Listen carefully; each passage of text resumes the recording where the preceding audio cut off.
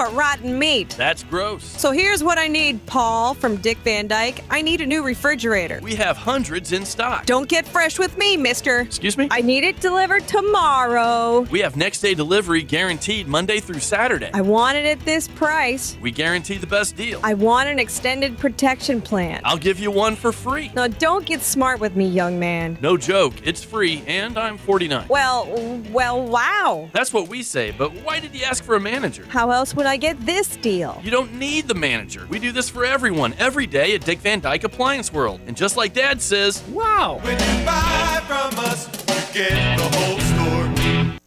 Sarah Champagne Managing Partner Ben Quattrone. We're always looking for people. You can go online and apply on our website. We never know what we're going to need. We're always expanding. We're always building more and growing our business. If we don't need a person and they come along and we find out that they're an eagle, they're a star, we'll hire them. We'll put them somewhere and wait for the spot we're going to have them working. Learn more at sarahchampagne.com. The White House says Presidents Trump and Putin also stressed the need for better relations between the U.S. and Russia. That includes enormous economic deals and geopolitical stability. Fox's Jared Halpern at the White House. The Kremlin says Putin told President Trump that the U.S. and allies must end military and intelligence assistance to Ukraine. Ukraine's president says those demands from Putin seek to weaken Ukraine, but that he supports steps toward peace and hopes to speak with President Trump for more details on that Putin call. A sell-off on Wall Street, the Dow down 260 points at the bell. That's off session lows, though. America is listening to Fox News. Hey, can you blow up some balloons for Jack's party? I can't. I'm so congested. You need Sinex Saline from Vicks. Sinex Saline nasal spray? Yeah, just Sinex. Breathe. Sinex Saline instantly clears everyday congestion associated with colds and year-round allergies with a gentle, ultra-fine mist that's no mess and easy to control. Daddy, we need more balloons. On it. Enjoy life's important moments without congestion. Try Sinex Saline from Vicks. Just Sinex. Breathe. Use as directed. Millions of Americans take medicine like Ozempic and Zepbound. Many of them are overpaying by thousands of dollars a year. These GLP-1 medications for diabetes, weight loss, and more may not always be covered by your insurance, but GoodRx can help. GoodRx helps you save every month on prescriptions at over 70,000 pharmacies nationwide. Best of all, it's free to use. Check GoodRx to save on GLP-1s. Just go to GoodRx.com/GLP. That's GoodRx.com/GLP.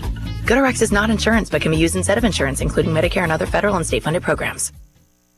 A judge in the Dominican Republic hearing arguments about the last person believed to have been with missing American student Sadiqa Kananki, who vanished on spring break nearly 2 weeks ago. Joshua Reeby is considered a witness, not a suspect. Kananki's family came out yesterday and wrote a letter to Dominican authorities saying that they accept the preliminary findings that most likely she drowned. And that letter also didn't mention Reeby by name, but did say the person last seen with her has been fully cooperative with authorities. Fox's Nate Foy in Punta Cana. Reeby is also on vacation in the DR. Today's hearing focusing on whether his detention in a hotel with his passport removed is lawful. A California utility under scrutiny over LA's deadly wildfires says it's investigating electrical equipment in the region. Southern California Edison confirming to Fox Business it's looking into whether a dead power line that unintentionally re-energized could have sparked the Eaton fire in Altadena. The utility facing several lawsuits, including from LA County, which cite footage that appears to show sparks starting from a power line during high winds. SoCal Edison has previously said there's no evidence its equipment was to blame. The Eaton fire destroying more than 9,000 structures and leaving at least 17 people dead.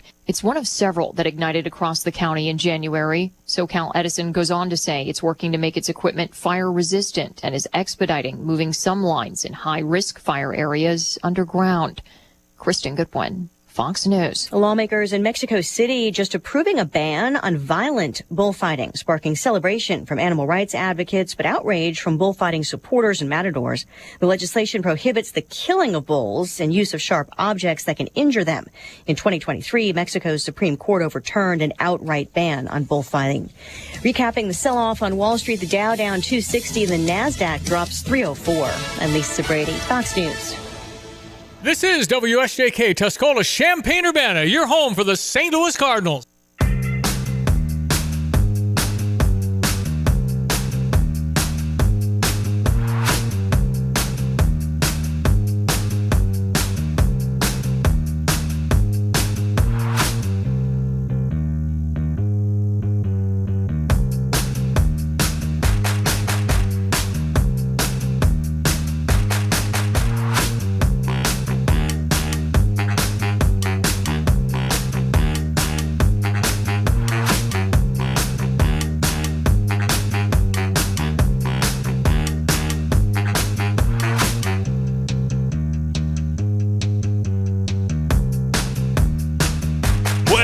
morning. It is The Drive, ESPN Radio 93.5, The Drive with Tay and Piper.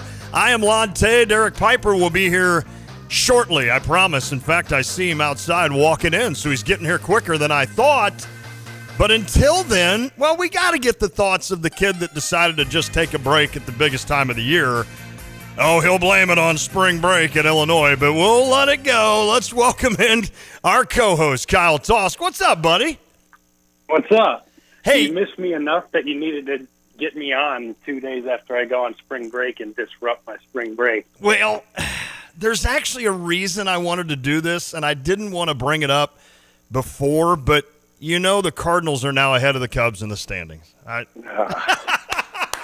actually woke up this morning at 5 a.m. to watch the game in the middle of my spring break just for them to go 0 for their last 22 and fall to the Dodgers. Not that I expected anything different with that Dodgers team, but yeah, that was not fun. I honestly forgot about it, Kyle, and about 10 o'clock at work, I flipped on ESPN or on the website and saw the final 4-1. I was like, oh, and then it hit me. I'm like, hey, we're a half game ahead of the Cubs. That might not last for any time this season, so I've got to brag about it today, Kyle. I apologize, but I am going to brag about it. There was a cool article, I don't know if you saw that, on Kyle Tucker on ESPN. I'm not sure if you were able to see that and read that today. I haven't read it, no, but I am very excited to watch him this year. That was obviously a huge pickup for this Cubs team. He went 1 for 30 in spring training, so I don't know what to make of that. He looked okay today, didn't get a hit, but hit a couple hard, but I am very fired up to watch him. I still think the Cubs are going to have a good year, I do too. But to start in Japan against the Dodgers, I would have rather they just opted out of this trip. Well, by the way, the Cardinals started against the Dodgers last year, and I can promise you it is not something that gets you off on the right foot. I did see Pete Crow Armstrong 0 for 3 as well today. So you'll get the kids rolling. You'll be in good shape. I'm not worried. I'm not worried at all about the Cubbies. And we'll talk some baseball when you come back. Derek Piper sat down while you were discussing the Cubs. What's up, Pipes? How's it going, guys? Kyle, did he lead into, hey, join us to talk about the Cubs losing opening day? I don't think this is probably didn't even mention the grab in there. No, but you probably thought that wasn't part of the text. I heard a lot about the brackets and getting to Illinois, but no, the Cubs weren't. Did we lose Kyle? I hope not. Kyle, you there?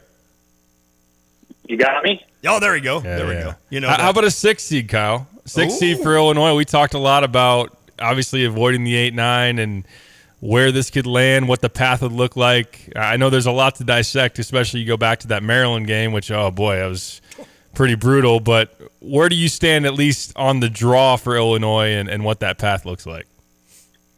Yeah, the 6 seed, as we talked about a lot, was kind of the perfect place to be in, I think, in this bracket. When you look at just the drop-off, obviously between the ones, but then I think the 2 seeds, too, compared to the 3 line, I think is pretty important to stay out of that first weekend matchup. And even really the 12s are, in my opinion, sometimes scarier than the 11s, although I think Illinois' draw, I kind of looked at it 2 ways. When I first saw it pop up on Selection Sunday, I was thrilled about it, getting the 6 seed, which I wasn't sure after that Maryland loss if they had maybe slid down to a 7, but to get the 6, and then to see Kentucky flash up as the 3, which is what I mentioned at one point last week. Of all the 3 seeds, I think I'd like to see Kentucky the most as that round of 32 matchup, just because I think they play kind of a similar pace and style to Illinois. I think that'd be a high-scoring, high-paced game that Illinois can hang around and be comfortable in, and enough offensive firepower against that Kentucky defense. I think compared to the other 3 seeds, Iowa State, Texas Tech,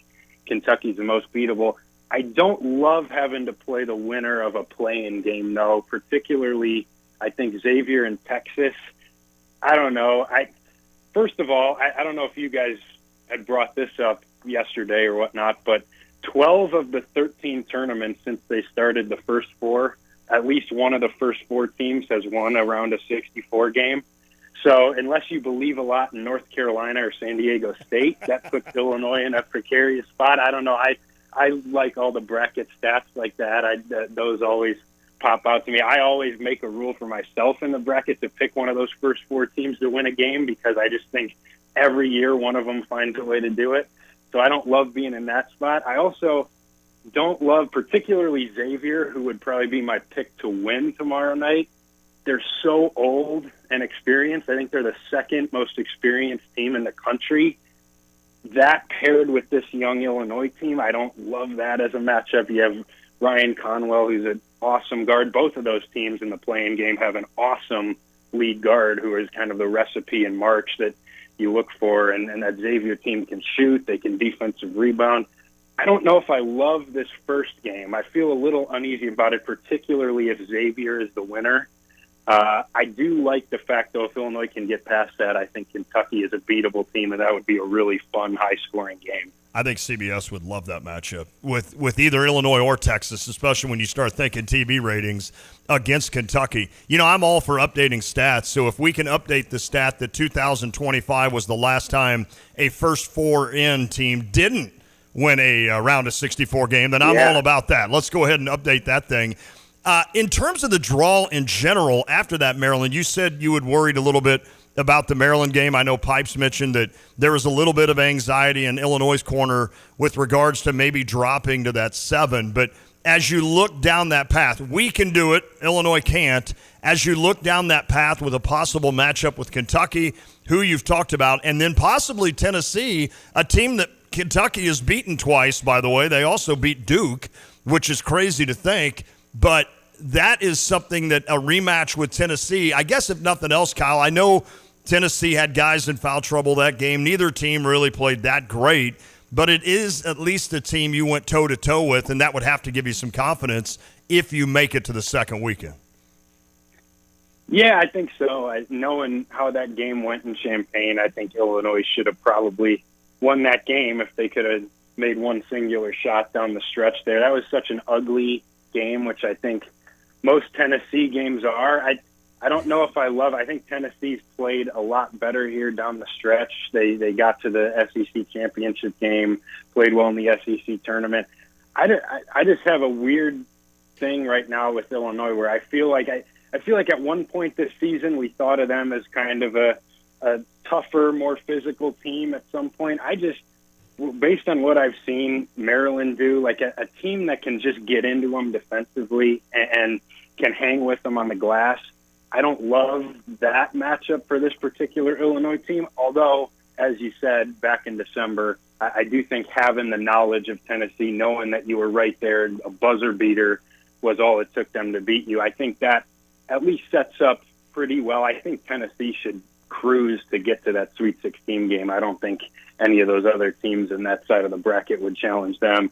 And then, I mean, if you want to look really far ahead, I don't think it'd go well for Illinois against this Houston team, as it wouldn't for most teams. I don't love that matchup as the 1 seed in the region. Obviously, you'd have to make a deep run to even make that matter. But the Tennessee matchup, I think Illinois would have a chance in that game. I don't know. I kind of like what Tennessee's been doing recently, and I worry about, a big KJ turnover game and just a physical team that can, take away Illinois' rebounding advantage and kind of do some of the things that Maryland did to them defensively. I don't know if that's the best matchup for Illinois right now. You know the voice, Kyle Tosh, joining us on the Tapman's Towing phone line. He had to know it's spring break for him, but that we wouldn't leave him alone too much. We would probably bother him for something or another. But I'm imagining this is a fun topic, obviously, to be able to break down and discuss here, Kyle. We know what the Maryland game was. It was embarrassing. It was very reminiscent of the Duke effort in terms of how big you got down, and that could have been, like Lon said yesterday, another 40-point loss, maybe if Maryland really wanted to make it that. How do you balance personally the good that went into the 4-game winning streak leading up to that, and then just all that went wrong and the warts that were again exposed? And you mentioned KJ. We spent a lot of time talking about KJ yesterday. His continuous struggles are something that really have people concerned. So how do you personally mix all that together, and what do you kind of really come up with now going into legit win or go home? Yeah, I think the Big Ten tournament was kind of just a microcosm of what this Illinois season has been, where you feel really good, vibes are high after the first game against Iowa. You send Fran McCaffrey out with him getting ejected, and you put up 106 points on them, and 4 of your 5 starters play great, and then you come the next night and just no-show completely, and we've seen that on multiple occasions here down the stretch of the season with Illinois. I think it more so. I was hoping to leave the Big Ten tournament feeling really confident that Illinois had maybe broken through and fully healthy again.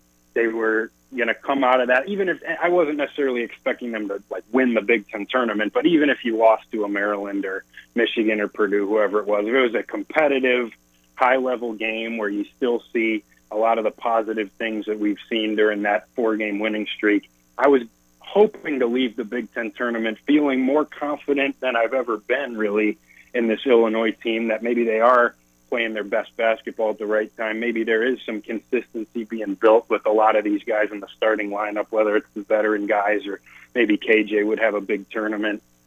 To me, it kind of reinforced how I've felt for the last month and a half of the season, that I think Illinois could do some damage in the NCAA tournament. I think they could lose on Friday night, and I wouldn't be surprised at either result.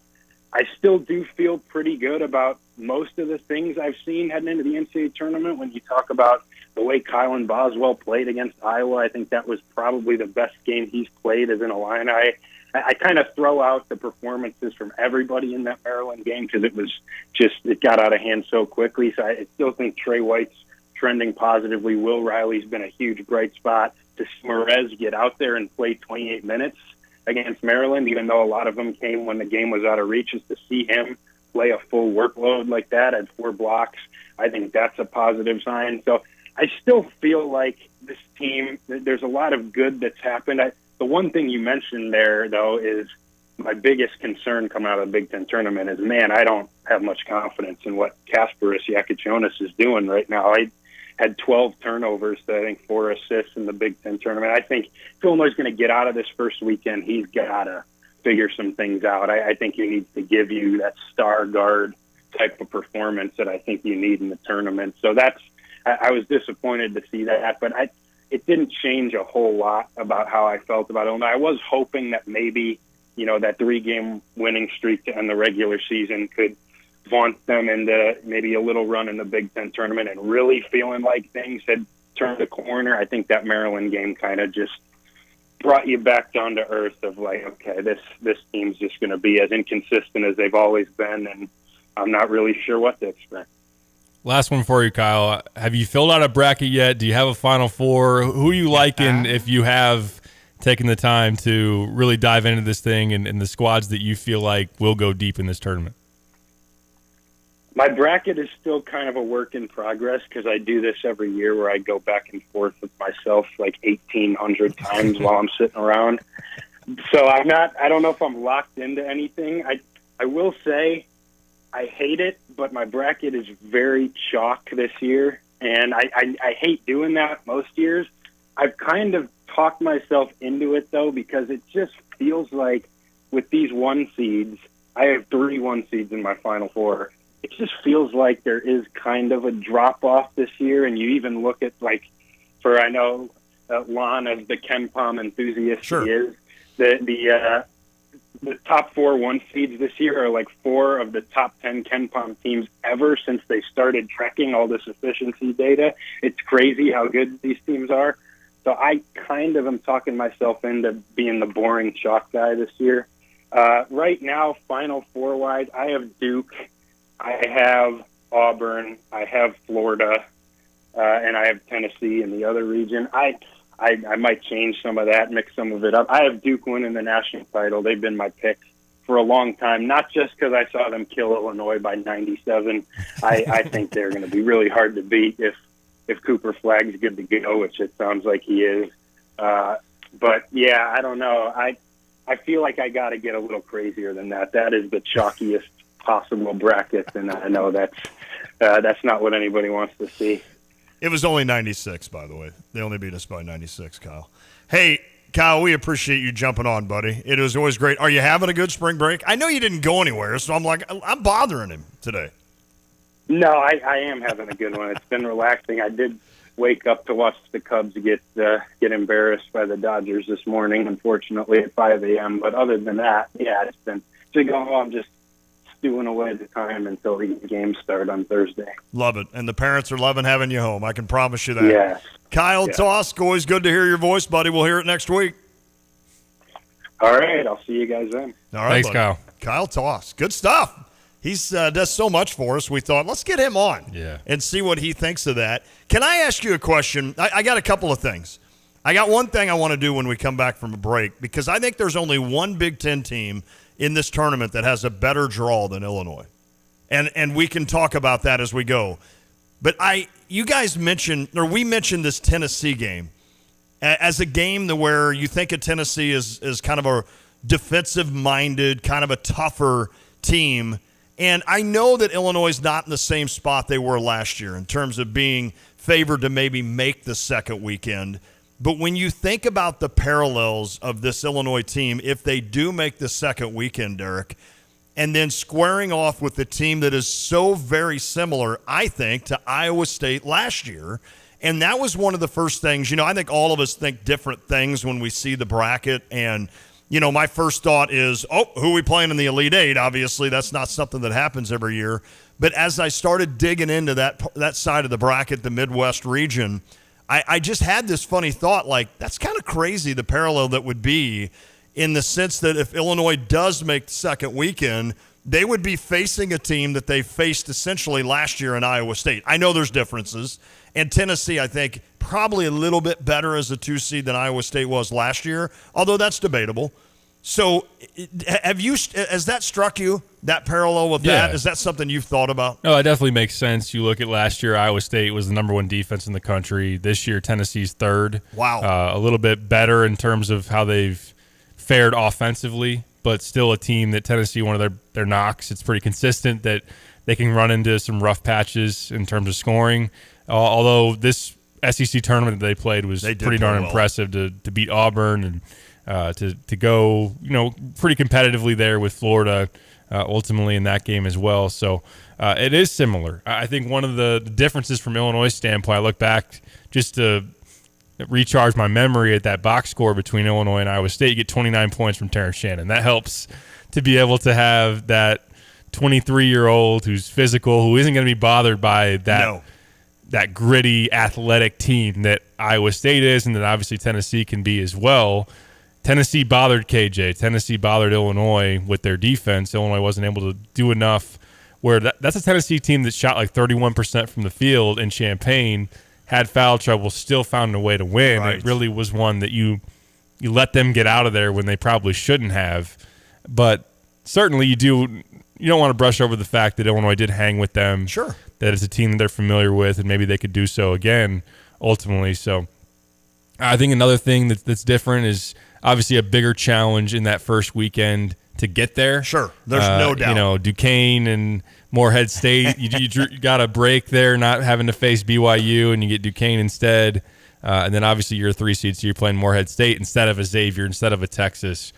But there's no doubt that, it is kind of that parallel. And as we've talked about, and as Kyle mentioned, the difference in that first weekend versus second weekend, which you always expect the quality of opponent to go way up, but just the quality of the way that Tennessee and Houston like to play, how they try to win, how they try to just completely punk you and muck up the game, that's something that scares you, because this team has just gotten out-physicaled and has shied away from physicality and toughness and those type of things. You don't trust this team because they are younger, because they don't have the vets that last year's team did to be able to hang with that. But I guess we'll have to see if we do get there. If I gave you Xavier, Utah State, let's go, how about Clemson, and then, Clemson, to get to the Final Four. Would you be all right with that? I think that would do. I forget one guy. Troy, What, Xavier, Troy, Utah, I forgot Troy, Utah State, and then Clemson. There you go, yeah. I'll take that. I did write that, Troy has a chance to be the next Cinderella slipper that kicks Kentucky right in the you-know-what. You did say that. It would be 3 out of 4 years. Is 3 out of 4 right? years they would have lost in the first round. Wow. They lost to St. Peter's a handful of years ago, who then, of course, beat Purdue in the Sweet 16. Yep. They lost to Oakland last year in the first round. And not for nothing, Mark Pope, the head coach of Kentucky now, lost in the first round to Duquesne last year. Because he was going to play Illinois. He was the head coach at BYU. That's right. Mark Pope hasn't won a tournament game in his career yet. He's doing a really good job, and obviously, Kentucky's got a lot of talent. But that's something they'll have to overcome. And it happens. It happens in certain regions. Sometimes unpredictably, as a region, just like they say, it just kind of blows up. Yeah. And you can get a lot more of a favorable path than you would have thought going in. So that's always something that could play out that way. And boy, Illinois, wouldn't they love that? Mine might be a little bit of a dream, a little bit. Yeah, of a just a little bit. But it's Tuesday. No games to tip off yet. We can just make sure we're covering all the bases of scenarios. I love it. All right, when we come back, Derek Piper, of course, here. Again, thanks to Kyle Tosk joining us on the Tapman's Towing phone line. The Max Twin City Recycling text line, always open to you, 217-359-2255. Again, 359-2255. Get your text in. It was my fault a little bit yesterday. I know you got to a few of them, but I didn't even have it up for a while. But I have it up today, and I'll kind of look and see. The All-American team has been announced, so we can kind of review that. There's a couple of Big Ten guys in the top 15, I guess you would say that. First, second team. And then, do they do a third team and an honorable mention, I think, right? Or maybe just third team. I think they do a third team, okay. Yeah. So I think there's 2 Big Ten guys, both from the same team, by the way, on that. So that's a little hint there. And then I want to talk to Pipes a little bit. And I looked at that some today. Maybe I'm wrong. Maybe I'm not giving enough credit to how hard this first game is. And I do think this first game is not going to be easy. I'm not sitting here saying I've got Illinois penciled in against Kentucky automatically. I think it will be a tough road for Illinois to get to a second weekend for sure, with not only a team like a Texas who's very athletic, or a Xavier who's very experienced, as you guys have pointed out, and, of course, a Kentucky team that has beaten Duke, and they've beaten Tennessee twice. Yep. So you're and talking about Florida, too. And Florida. Did they beat Duke, or was it just Florida? They beat Duke early in the season and at the Champions Classic, yeah. Okay, so they have they've knocked off 2 of the 1 seeds and Tennessee twice, a 2 seed in your bracket. So, yeah, that should maybe give you a little pause. I know Kentucky a little bit beat up, which is part of the reason Illinois fans were excited to maybe see them opposite Illinois as a 3 seed. But it is alarming when I looked at all of the Big Ten teams in this thing. And I don't blame the tournament committee, because there's certainly been plenty of years where Illinois has either the hardest draw of any Big Ten team or certainly not the easiest.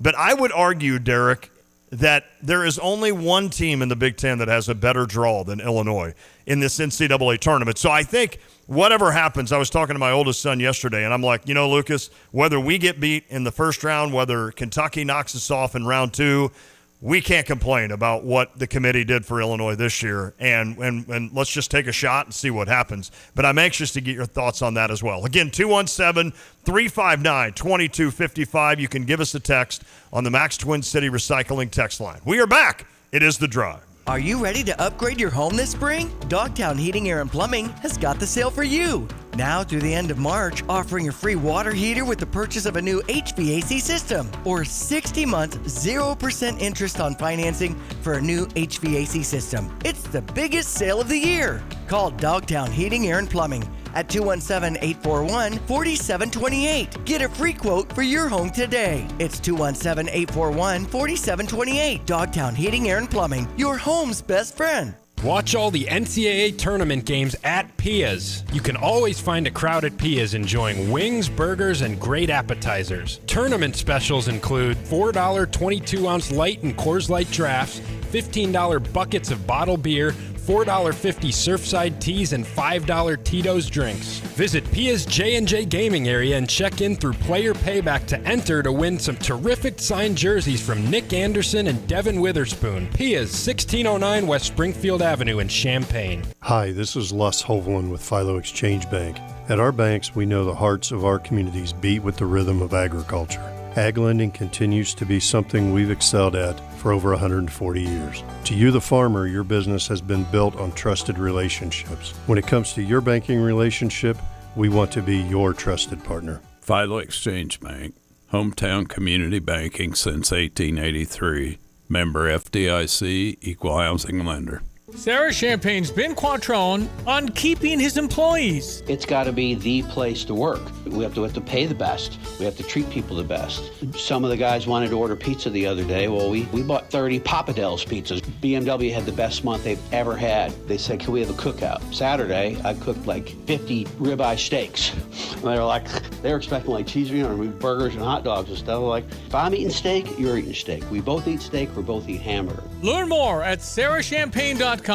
Not every remodel project is as easy as the couple on the Home Improvement Channel make it look. From old furniture to construction debris, a home remodel can quickly turn into a junk pile. 2 Men and a Junk Truck is here to make your home improvement dreams a reality.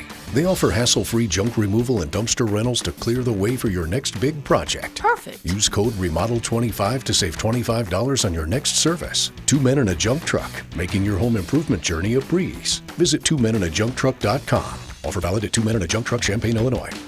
At Pards in Urbana, the boots just keep on coming. They're known for their huge collection of men's cowboy boots, women's cowgirl boots, kids' boots, and even shoes. If you're searching for top footwear brands, look no further than Pards. They carry a wide variety, including Ariat, Dan Post, Smoky Mountain, Roper, Double H, and more. And if socks or accessories are what you need, they've got all your high-quality essentials. Since 1968, Pards has been serving their customers with high-quality merchandise. And if you haven't been to Pards in a while, a lot has changed. Go check them out just off University Avenue in Urbana.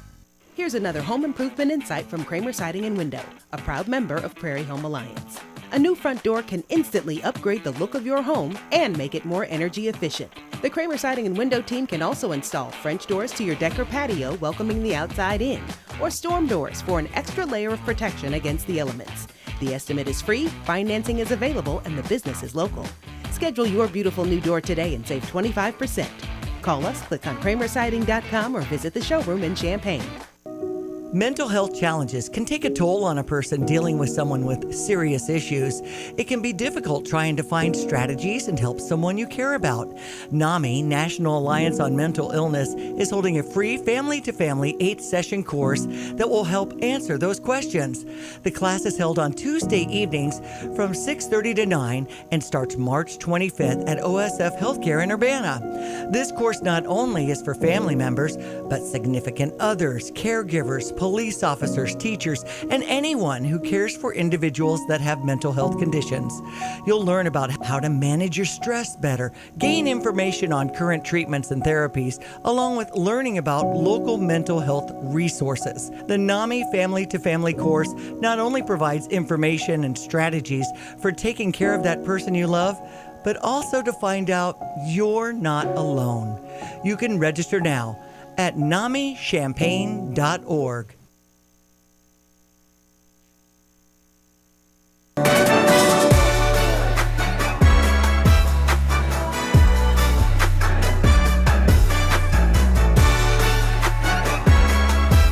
Would have been a good day to play high school baseball, huh, Derek? Looks like it, yeah. It's too nice. No. It's too nice out.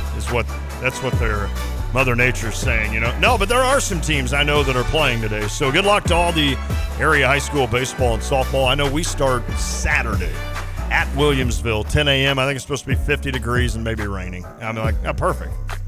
Sounds about right. Sounds about right. Sounds like it could be worse. But yeah, the rain Right, part right. you never want to mess around with. It's funny, like, it's not what you would think. It's not January 1st. It's not February 1st.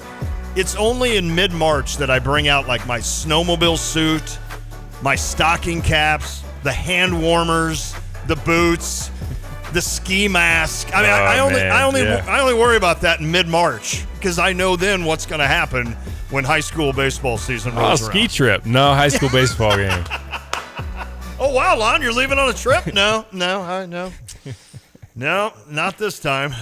All right, Derek Piper and Lon Tay, it's ESPN Radio 93.5. I wanted to get, before I get to the Big Ten thing, the All-American team out, and this is the, let's see, is this the AP? I don't even know anymore. Do we even know? Probably is the AP. Okay, so you got Johnny Broome of Auburn, Cooper Flagg of Duke. You have Mark Sears of Alabama, Braden Smith of Purdue, and Walter Clayton Jr. of Florida. Okay. So Illinois faced 3 of the top 5 All-Americans this year. Wow. Not too bad there. On the second team, you had John Tonji. Oh, I forgot. There's a third Big Ten. My fault. John Tonji from, they say from Missouri. Oh, to Wisconsin, yeah. He spent a year, of course, hurt at Missouri. I'm glad he didn't play last year for Missouri, now that you think about that. J.T. Toppin, of course, Texas Tech. John Tonji, Wisconsin. P.J. Haggerty, Memphis. Cam Jones at Marquette, who we saw last year, Illinois saw last year. And R.J., is it Luis Jr. of St. John's, right? So there you go. And then on the third team, our old pal, Hunter Dickinson. There he is. Of Kansas, along with Ryan Kalkbrenner of Creighton, Zachary Ziegler. Is it Ziegler? Ziegler, yeah. Of Tennessee. Zakai Ziegler. Oh, Zakai. I said Zakai. My fault. Eric Dixon of Villanova, and then L.J. Cryer of Houston. And, they do have an honorable mention, and that's where I had seen Trey Kaufman-Wren as an honorable mention. So Purdue, a 4 seed, gets 2 in the top 20 player-wise. That kind of shows you kind of where they're at. They kind of lean on those two pretty heavily. But any thoughts on those teams? Sounds about right. I mean, Braden and Trey had phenomenal years, and really outside of them, they just haven't gotten enough here recently. It's kind of been surprising for them. I mean, they were 19-5, and now they're 22-11. So they've only won 2 of their last 8 games ultimately. Wow. Who was the freshman that left them that was on his way there? I wonder. Cannon Catchings. Yes. Tamika Catchings' son. Oh, that's right. Who goes to BYU. Yep. Okay. Has he had a pretty good season, you think? I'm asking you to I think know he's come BYU. off the bench. I don't know his stats off the top of my head. Got it. But he was a bona fide 5-star who ultimately didn't like maybe the idea of having a smaller role at Purdue. But then again, wouldn't that be a little ironic? He goes to BYU, although they do have big bags there at BYU. I think that might have played part of it as well. Saunders, right? Saunders is there. Denham, the Yep. kid that Illinois looked at pretty strong. Yep. KJ had a better year than Denham. He did. But still a pretty good year for Denham. What's his first name? You notice how I just... So we called him Igor, but I think it's Yegor. Oh, Yegor. He's Russian. Okay. Averaged about 10.5 points, 5.5 assists, 41% from the field, only shot 27% from 3. Ooh. Statistically, KJ had a much better year. The more comparable one, although it hasn't been over the last month, and I know this will be a little bit of a sore spot, although I don't think people are making the trade necessarily, but over the last month, Jeremiah Fears has been He's been really good. Really, really good. Really good. He's definitely been the better player between him and KJ over the last month. Speaking of that, I think that UConn-Oklahoma game is going to be fun. Oh, yeah. No, that will be a fireworks show for sure. That is going to be fun. I know that on the text line, Big Def sent in a couple of questions for us. One of them is about the UConn coach, so we'll get to that as we go. I want to stay on point here with this Big Ten thing and my thought on the Michigan teams, but before we do that, as we went to break, not on the air, but off the air, because, again, we do probably a better sports show off the air than we do on, just so it's not always knows. sports, but yeah, Right. we do a good show off the air. It would be XM material sometimes. Yeah. Lon probably driving that more often than not. But, I think people would pay big money for the off-the-air show that we do here at the Drive. That'd be a good one. But we mentioned Indiana and Iowa needing coaches, and we mentioned Darren DeVries and the idea that if DeVries, who was at Drake forever, if he or wherever he goes, you're going to get Tucker, his son, who only played 8 games this year, I think I read, and probably will get that medical red shirt. So you're getting a bonus that first year with DeVries, and I know Tucker's a really good player from watching him in the Valleys. So you, though, saw a report that maybe – see, I thought Iowa would be the perfect fit for Just DeVries. home state, yeah. Yeah, but you're reading reports maybe that's not the case. Yeah, it seemed for Iowa that you try to see what the situation is like with Darian DeVries to see if he would make kind of the Brad Underwood move of be at a high major for one season and then move to a different spot. West Virginia, this is his first year, and then maybe go back home to Iowa. And if that didn't work, Ben McCollum, who then took over at Drake ultimately and would be a really nice secondary candidate who's had a lot of success. Is it D2 or D3? I think it was D2. D2. Northwest Missouri, right? Yep. So that seemed to maybe be the way things were shaping up at Iowa. I didn't think, especially initially, as Indiana opened up, that those two jobs would really be crossing wires and like having conflicts of, well, they're in the mix for the same people. But it sounds like Indiana, as they've been told no by some of their candidates, have landed to where they like McCollum a lot and they like DeVries quite a bit as well. Pete Thamel, though, reported today that Darian DeVries is not a candidate for the Iowa job. Wow. There's been some talk, possibly because of the NIL resources. Maybe there's not enough there to get things done at Iowa the way that he would want. Indiana, obviously, that wouldn't be a problem. So that's something that Iowa's got to maybe fight against ultimately. Look, if they get McCollum, that'll be a really good hire for them. Huge. If Indiana ends up with DeVries, I don't know, that could be a nice hire, but it's not the type of that we thought going in. Yes. And just in general, the way that it's boiled down for them, I mean, not to knock, McCollum or DeVries, or I know that Brad Brownell over there at Clemson's another name that's come up. It just doesn't seem like they're going to make the big splash land. And part of it is, I think the writing is on the wall, is that they don't want to go down the Chris Beard path because of the baggage there and what happened. Which is understandable. It is. And each university and athletic department is going to have to make their own decision on that. As a basketball coach, I think he would kill it there. I do too. In terms of what he brings as far as that goes. You obviously, and I'm not trying to make the same comparison and say they're the same things, but Pitino had his baggage and was soft launched back into, or hard launched back into college basketball at Iona. Mm-hmm. And then good call. St. John's, then, we don't got to take the PR hit of being the first one to bring him back type of thing. And again, it's not the same thing. He wouldn't switch to Indiana, would he? I think he's good there. He's an East guy. Yeah, he's owning New York City right now. Exactly. But you see the type of year they're having. If you are willing, again, I'm not telling anybody what's right or wrong, but I think Chris Beard would do something like that at Indiana, potentially. And that's, if you're an Illinois fan or a Big Ten fan, I'd be glad that they're not going in that direction. This will sound dumb, but he's a big enough name that he can handle some of the early reject, right? Like, for instance, if you're McCollum and you get Indiana and he's not doing well right off the bat, it's almost like, oh, well, that's because you didn't shoot high enough. You went out and got Ben McCollum, who's a good coach, but yet you wonder if Indiana fans wouldn't not be happy. And I'm not blaming Indiana fans. I get it. I totally get that. Well, they shot high because they always start with Brad Stevens. All of their all of their coaching hot boards start at the very top. I mean, if you're the AD, you're like, Brad, sorry, I got to do this. Yeah, okay, yeah. Oh, okay, so no still. Okay, well, listen, keep rolling with the Celtics, man, and I'll call you in about 4 years. maybe by then you'll want to come back on and get that done. Let me ask one more question about that. The answer here is unanimously Indiana. But if you're an up-and-coming coach and you're going to be put in the unenviable position of trying to turn Indiana around, even though, like you said, you've got unbelievable resources with NIL and such and the history of Indiana basketball and a fan base and that. Or you can go to Iowa and try to turn that around with 98% less pressure, it seems. And I'm not knocking Iowa either. That's a school that, since I've followed basketball back in the 80s, I mean, Iowa had some really good teams with Dr. Tom.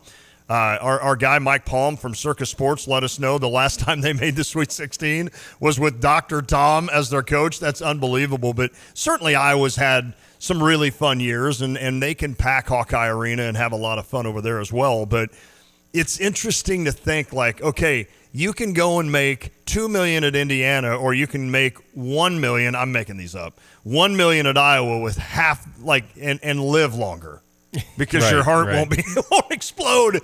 It's funny. I mean, obviously the right answer is you're going to go to Indiana. But it's funny, like, when you look at those two jobs, how they are pretty different. No doubt. Yeah, no, I think it even came into comparison of, like, Dusty May at Michigan versus Indiana. Is Michigan a better job than Indiana because it's a football school? Not that obviously they don't have passion for basketball and obviously had a tremendous year ultimately. But I think that you try to weigh like the resources, the fan base, which can be it can work both ways. The fan base in terms of your support, your attendance, all the positives if you have things rolling to really blow that roof off. But in terms of being under the microscope, I know a lot of people talk about being in the fishbowl where everything is so evaluated and criticized and critiqued. Every loss is we see it at Illinois that way. There's no doubt. I think, and I'm not going to say that Illinois and Indiana are the same job or anything like that, but that is kind of the question too. You could start to have to try to weigh is can you survive in that fishbowl? Can you survive in that pressure cooker? And but ultimately, I think Brad would tell you. Brad's been a good example.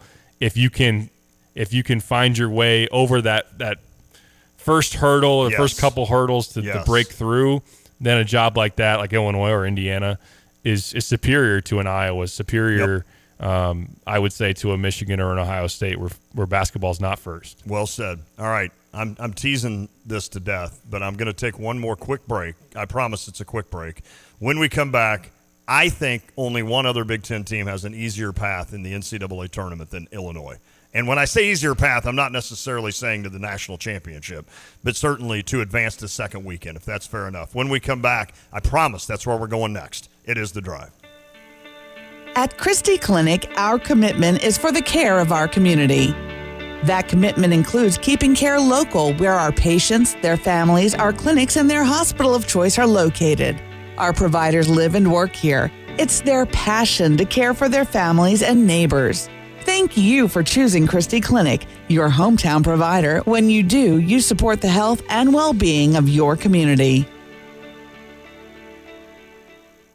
It's halftime of the big sale. We have Dick Van Dyke, Appliance World coach Paul Rican here. Paul, what's the game plan? It's just like I was telling my team. These prices are low, but they just aren't low enough. Well, Paul, what do you do? We have a top-of-the-line Electrolux laundry pair. I'm going with a free pedestal on the pair, free delivery and installation. And this hurts, but I'm going to throw in an additional $100 off. No way. That's over $600 off the whole pair. Thanks, Paul. Team, get to the locker room. We have to talk about what I just promised this radio guy. And there you have it from Dick Van Dyke, Appliance World, where you always get up. Wow. You've set your financial goals. One kid plans to go Big Ten, the other Ivy. Your bucket list includes seaside sunrises and sunsets on the slopes, or perhaps a second home away from it all. Busey Bank can help develop the right investment strategy to take charge of the years ahead. Busey Bank, building business, growing wealth since 1868. Proud to be the official bank of the Fighting Illini. Member FDIC. Not every remodel project is as easy as the couple on the Home Improvement Channel make it look. From old furniture to construction debris, a home remodel can quickly turn into a junk pile. 2 Men and a Junk Truck is here to make your home improvement dreams a reality. They offer hassle-free junk removal and dumpster rentals to clear the way for your next big project. Perfect. Use code REMODEL25 to save $25 on your next service. 2 Men and a Junk Truck, making your home improvement journey a breeze. Visit 2menandajuncktruck.com. Offer valid at 2 Men and a Junk Truck, Champaign, Illinois.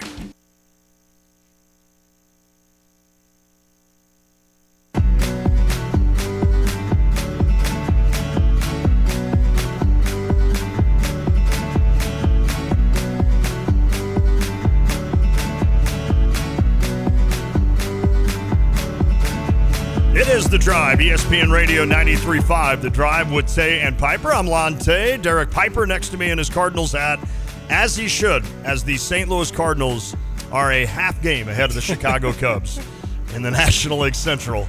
Take that, Could Cubbies. be a full game if they lose, what would be tomorrow morning. Tomorrow morning.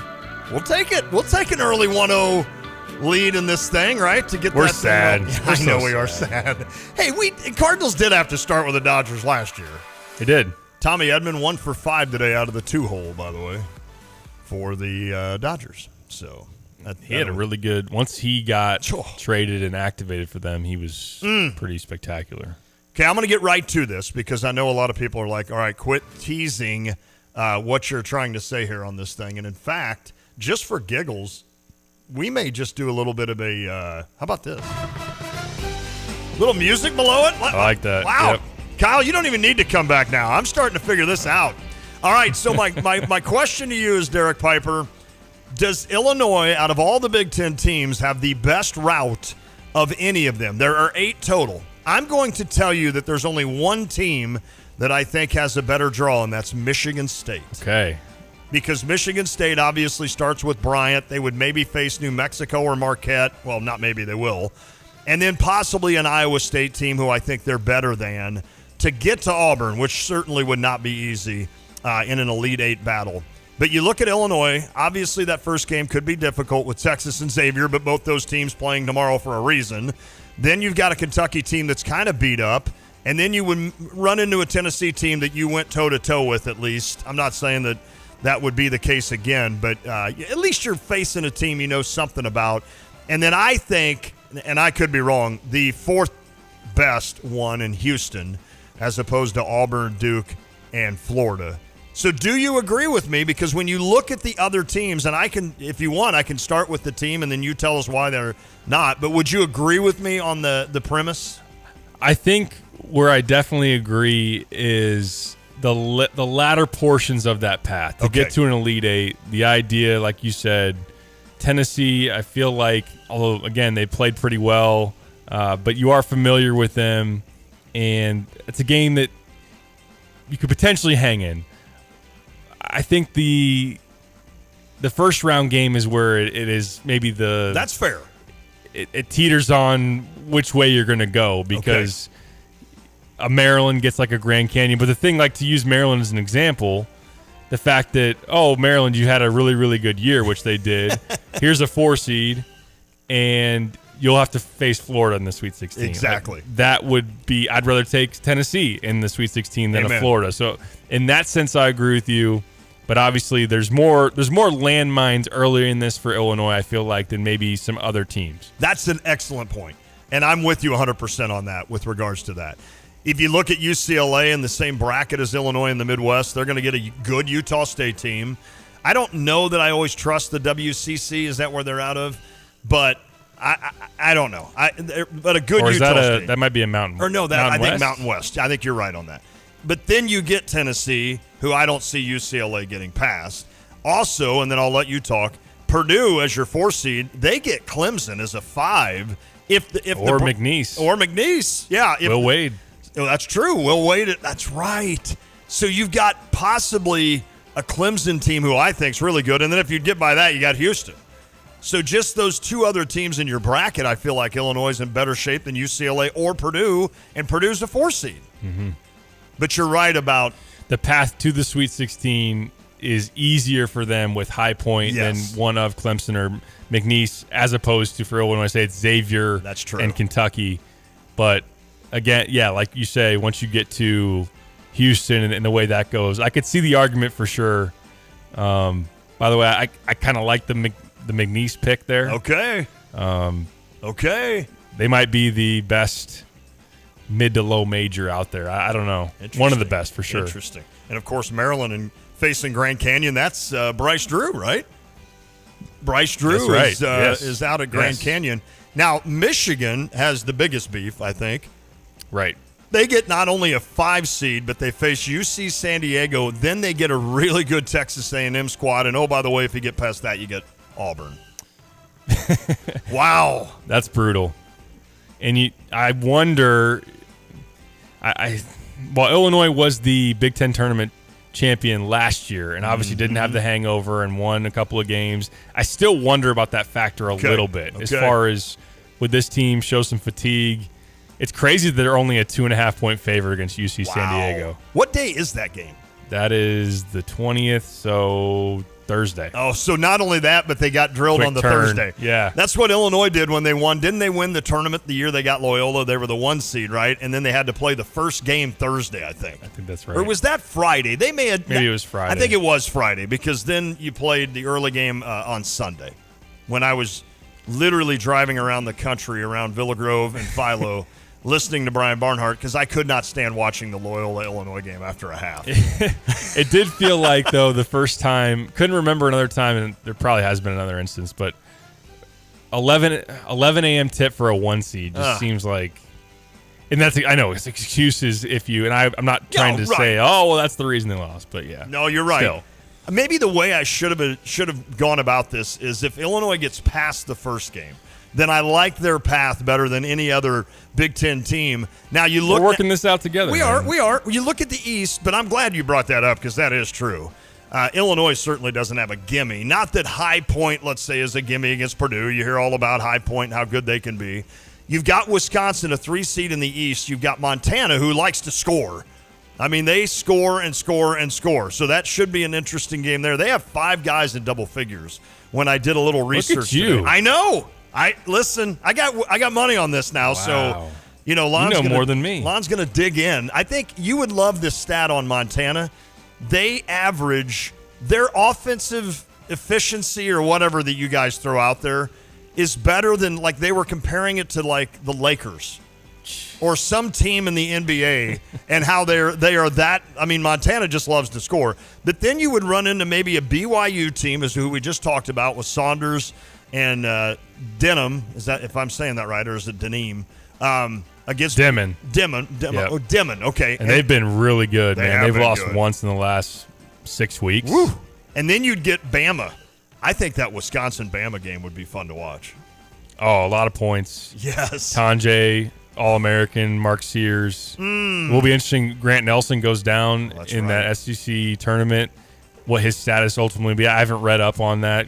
You probably know more than me with all your research. No, you're just diving into the Big West. I think, is that where Montana is? I think. But yeah, that would be an electric type of. And I mean, we talk about Bama, we talk about Illinois as far as when it's their night. When it's Wisconsin's night, yes, that team can rattle off 16 threes, along with Tanjay going to the rim. So I would love to see that. That would be fun. And of course, Oregon in that East, they will face Liberty, who I've heard is a pretty solid matchup early, and then get either Arizona or Akron. I think it might be Akron. Arizona, That'd be man, awesome. They are up and down. I could see Akron winning 2 games, getting to the Sweet 16 to face Duke. Have you seen, and not to totally go down a rabbit hole here, but there is lingering beef. And look, I think this is something that will continue to show itself in the transfer portal era. But Arizona, even media, still have it out for Kylan Boswell. Do they really? Did you see some of that? No, I didn't. So recently, Kylan, sent a tweet out to try to call them out type of thing. Unfortunately, one of them is the publisher for 24/7 over there at Arizona. But anyways. It's just like burning the sage. Kylan. Ultimately, I think it would be very comical from the Illinois side of thing if John Gross kind of went. And it's kind of like John Gross has the chance to do the funniest thing ever. That's kind of what they say, what the kids say on Twitter. So, Yep. But that would be entertaining. That would be. If John can get that done. John's a great dude. Yeah, he is. Easy to root for. There is no doubt that guys like John Gross and Bruce Weber were as nice of people you could have hired at Illinois. Lon Kruger, I'd put him up there with that. Bill Self's a cool dude, too.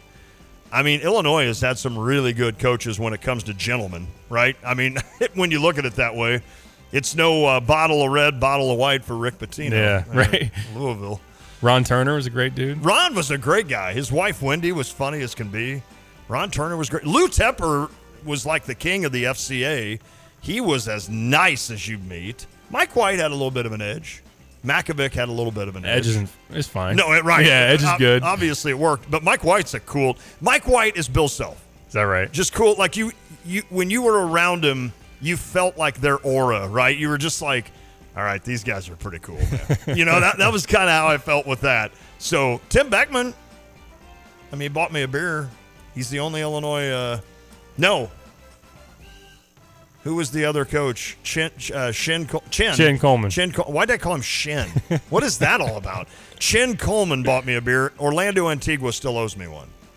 So if you ever get with Orlando, maybe say, hey, you blow off my boy one night at the iHotel, so if you can get that to him. All right, next hour we'll talk some more about the NCAA tournament, maybe go through a little bit more of the bracket. We got plenty to do. If you want to weigh in, 359-2255, it is The Drive. JK Tuscola Champaign-Urbana, your home for the St. Louis Cardinals.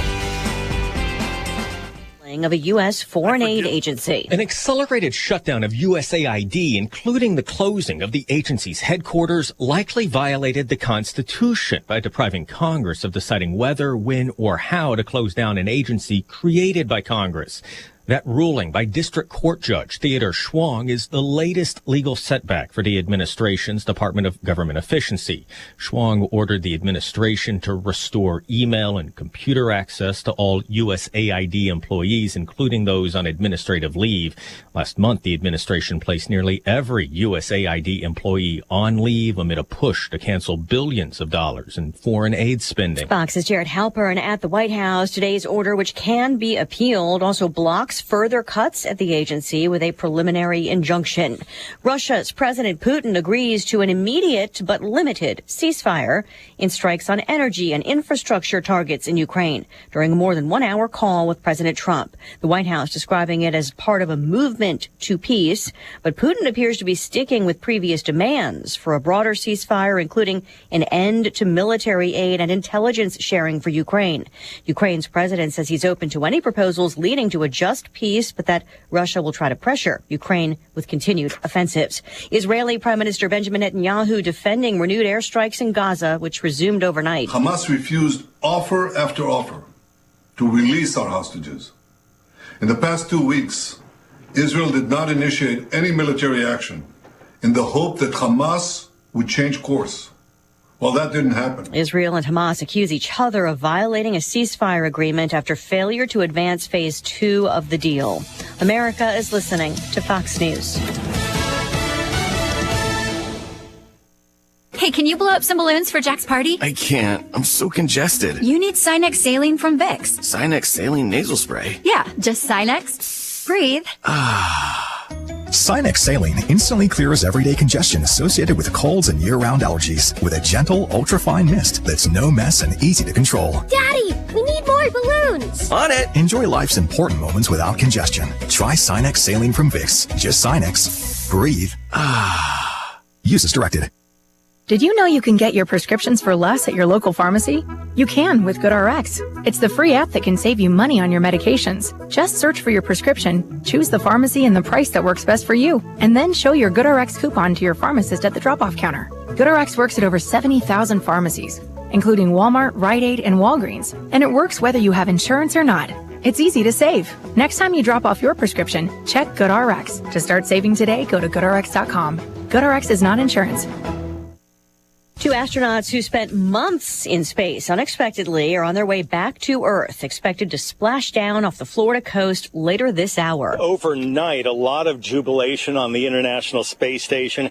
You had American mission commander Nick Hague, Russian cosmonaut Alexander Gorbanov, and Starliner test pilots Butch Wilmore and Sonny Williams posing for some final photos and giving lots of goodbye hugs to the remaining 7 crew members that they're leaving behind on the International Space Station before boarding a SpaceX Dragon capsule. It is a different spacecraft than the one that brought Butch and Sonny to the space station back in June. The Boeing Starliner spacecraft they were testing at the time developed these intermittent thruster problems. The thrusters would overheat. So NASA returned the Starliner to Earth with no one on board. Fox's Jonathan Seri. That Starliner test flight mission was only scheduled to last for 8 days. Baseball is back. The Major League Baseball season opened in Tokyo Tuesday. Swing and a miss, strike 3. The Dodgers pitching was overwhelming behind hometown hero Yoshinobu Yamamoto. On Fox TV, the Los Angeles Dodgers pitching staff held the Chicago Cubs to 3 hits Tuesday at Tokyo Dome, where the reigning World Series champions picked up where they left off last fall with a victory. The Dodgers beat the Cubs 4-1. Starting pitcher Yoshinobu Yamamoto earned the victory. Yamamoto not the only Dodgers Japanese star who helped the team win. Shohei Ohtani, the only Dodger with 2 hits, a single and a double. He scored 2 runs. Fox's Jared Max. March Madness in men's college basketball begins tonight with the first 2 play-in games. St. Francis takes on Alabama State. North Carolina faces San Diego State for spots in the NCAA tournament. Stocks finish lower as the Fed begins a 2-day meeting. The Dow down 260.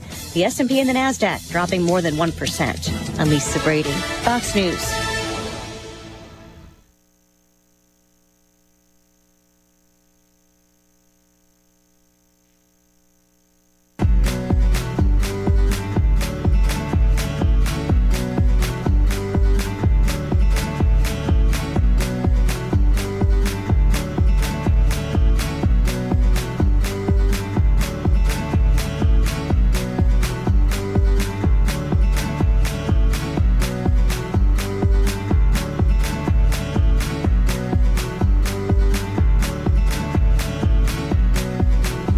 It is The Drive, ESPN Radio 93.5. The Drive with Tay and Piper. What a beautiful day out today. I'm hoping everybody gets out and gets at least take a little bit of advantage with this thing. You guys are so sick in your house. Oh, it's so bad. And do you have windows open and just letting like Mother Nature at least come in? We've or is done that, yep. Yeah, you're trying everything you can. Pretty much, yeah. Second trip to the doctor for the kiddos today, and my son in particular is fighting it pretty bad. I hate that. Yep. But Haley's doing okay. She's holding it down, holding it down keep strong. Mom healthy. I know, right? I'm getting nervous, to be honest. Like, full disclosure, as a guy that's leaving from Milwaukee here pretty shortly. Today or tomorrow? Within the next... Original plan was tomorrow. That may not be. Oh. We'll see. There's media. I got to be there. Media is Thursday afternoon. So they're at Fiserv in Milwaukee. As we talked about yesterday. How do you say that? Fiserv. Fiserv. Okay. I wondered how you said the name of it. Sorry. No, you're good. And that's where you get the media press conferences, and then the teams go out and do a little shoot around, which it's called open practice. I wish it was actually open practice, but obviously, yeah, media people there, fans. They're not going to show anything. All right, here's our plays in the final 2 minutes. Like, they're not going to do that. A lot of times they just do basic shooting drills, and then guys shoot half-court shots for like 10 minutes. They just have fun with the crowd. It's cool, but once you've seen one, you've seen enough. Do you know what the schedule Illinois has? Have they left already? Will they practice at like a local JUCO or high school up there, I assume? Good question. I don't know that. Well, but you weren't able to get there. Was not. For all of that. So, but that's a lot of times that's what they do, right? Or in the old days. Yeah. And I know they did that when they go to the Big Ten tournament. Yeah. They'll find some smaller college or, of course, the practice. The book you're going to write. It was at Hinkle. Yeah, yes. Butler. No, they had the practice. Yeah, I know. I want to write that. That would be a best-selling book. I asked somebody. I tried to make a trade with somebody. I forget what I was offering up, but I was like, "Hey, in the get back, it was kind of like you're doing the GM call here, and I'd like the tape of the practice." Yes. Like I don't think we have one. It's like that Olympic, right, with Bird and Magic and all those guys. Yeah. I mean, this is to that level. I know, and I think it was even in The Last Dance. Like they had footage of players going to the Space Jam set to practice with MJ. So like there are these famous setting, behind the scenes type of thing. That's a great call with the Dream Team. But yeah, I figured it would exist. And maybe someone was just trying to get me off the scent here. But I will persist and try again. Oh, man, it would be awesome. Even if not a book, I think it would be like one of those cool long – sometimes you'll pop on ESPN.com and they've got if you want to print it out, it's like 25-page article. Mm-hmm. But it would be kind of neat now that we're through COVID. Maybe other people don't want to revisit that. But the idea that you literally stopped an NCAA tournament and stopped a Big Ten tournament is such a big deal when you think about it. It would be kind of neat to find a behind-the-scenes guy to take you through everything that happened, from what's the dude from he's the Nebraska coach now. Gosh dang it. Hoiberg. Yeah, when he was like literally just dying on the sideline. Like I mean, it was terrible, to the fact that you had Illinois like having, according to Brad Underwood, the best practice he's ever had in his life. And then all of a sudden they just get on a bus and head home, I think, because they had canceled the Big Ten tournament, then they canceled COVID. It'd just be kind of a cool article and if you could have a chance to talk to, like, were there seniors on? Well, of course they got to come back, right? Well, that was the weird part about the COVID ruling. So the next season they deemed the COVID season where it didn't count against your eligibility. I think they did that so there wasn't pressure to play. It allowed people to opt out if they wanted to opt out. Fair. But Andres Feliz, Kipper Nichols, Andres was no disrespect to Kipper, who was at Illinois for 4 years, but Feliz obviously was a key part of that team. Right, wasn't given a chance to come back. And in hindsight, he just needed legal representation to sue the NCAA because that gets you what you want. I mean, if he'd only known. Yeah, right. Not that he's not done fine for himself. He's been playing, I think, in Spain most recently, awesome. and he's had a really nice pro career up to this point. But that was really disappointing that he didn't get to see that out or even have a chance to come back and run it back. I mean, think about the 1 seed team, and oh, by the way, we got Felice on it. Wow. Yeah, no doubt. Wow. I literally sat there and thought about that a minute of what that would have. Man, that would have been huge. I mean, that would be an interesting part to that article, getting Kipper and Andres talking about how their career ended. Man, for Kipper, he'd probably be like, doesn't that just figure? Right. After all the crap that I went through. I think another really interesting part of it, Io having that tournament canceled, that could have been an opportunity, the Big Ten tournament, and the way he was trending down the stretch of that year, he could have done enough to show that he was actually ready for the NBA draft, and maybe that would have changed his decision. So a little bit of a break. So maybe you got to break him coming back. Okay. So I think that's another factor in there that is obviously really interesting. I like this. Who's our guy? Is it Tyler Underwood? Are you going to have to talk to Tyler behind the scenes? Call him like Jake Smith, or so, or the a unnamed source. Yeah, unnamed source. The unnamed source talking about. You'd hopefully to want to get a lot of those.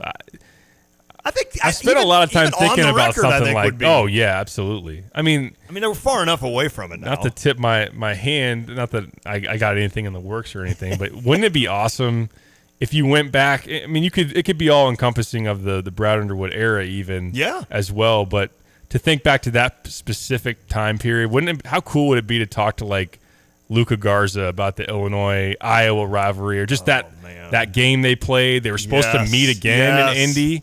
Yes. That was supposed to be a rematch, then got taken away. Fran's not busy here recently, so I could probably call him. We should get him on the. Let's should get him on the show. Let's do. He could do it. I'm in. Kyle, where you at? Start working on that, Kyle. No, but that would be interesting because that was the game. Wasn't that the game that Kofi blocked Garza at the very end? Yep. Wow. And Illinois won the Big Ten that year. No. They got a double bye. They were They were fourth. There was a 3-way tie at the top. Okay. They finished one game back. Okay. Got it. That wasn't the Michigan. No, that was the next year when Kevin Warren, who's now a proud member of the Chicago Bears, I think, right? Oh, yeah. Yeah. He's proud about it, at least. Yeah, I don't know. Absolutely is. How proud we are as Bears fans. Do you know one thing that I forgot was even on this board? What's that? How nice is this going to sound to your ears?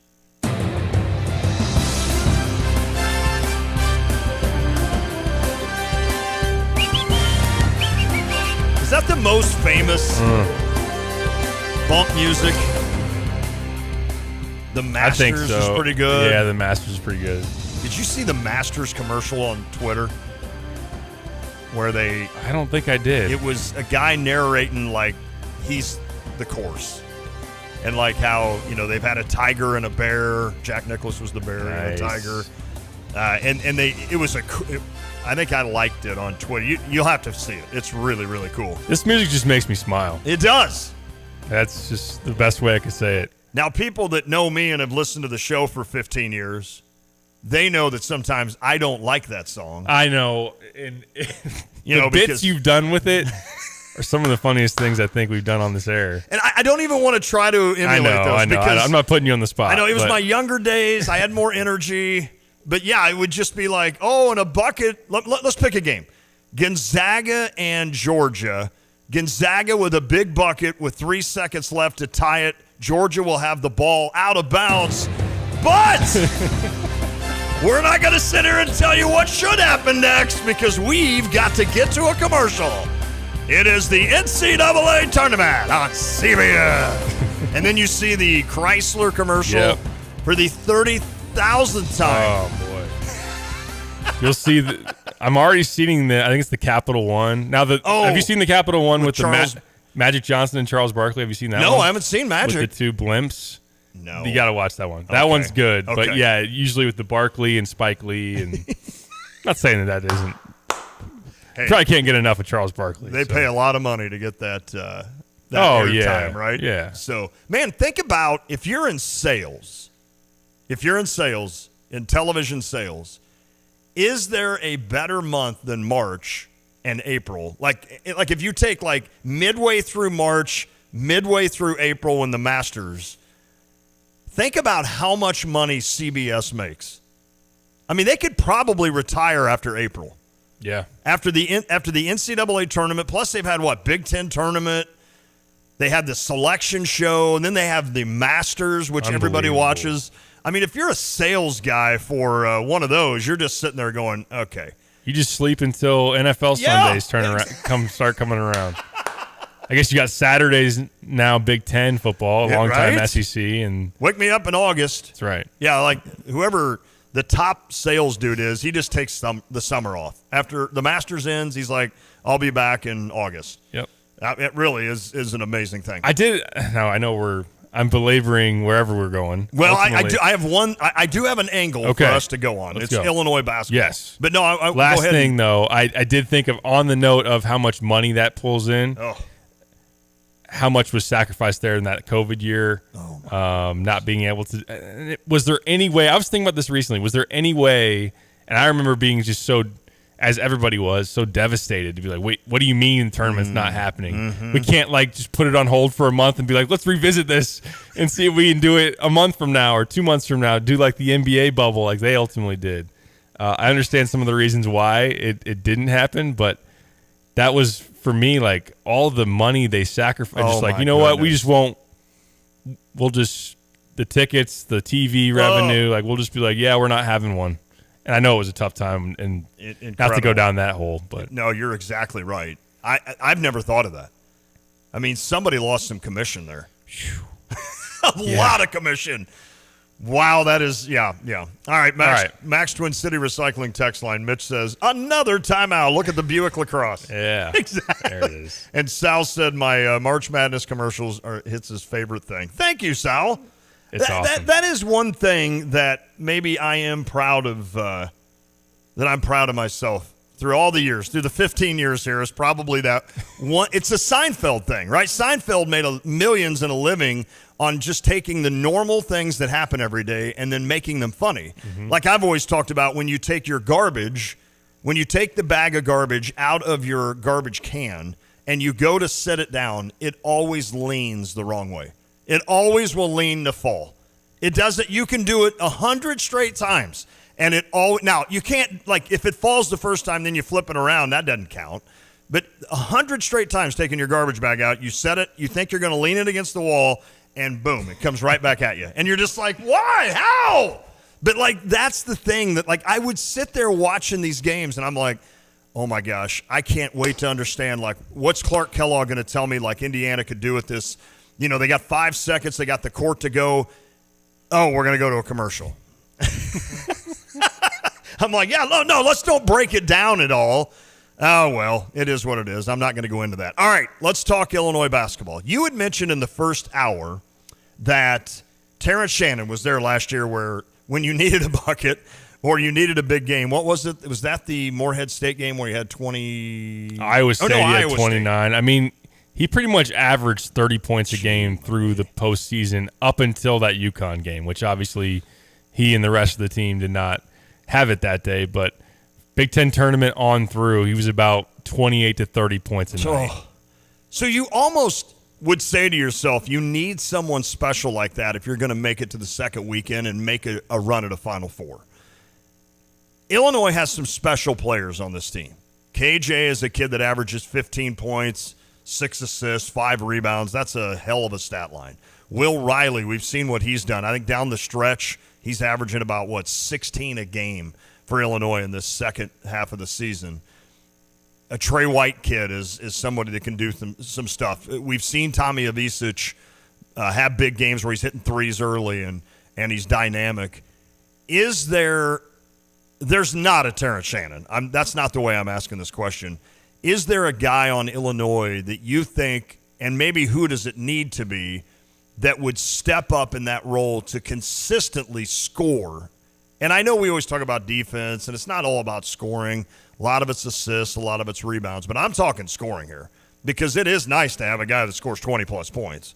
Is there a guy that you think needs to be that guy that scores 20 maybe plus every game for Illinois to make a run to an Elite Eight, let's say, or even further? Yeah, I think that in terms of the big moments, it's funny.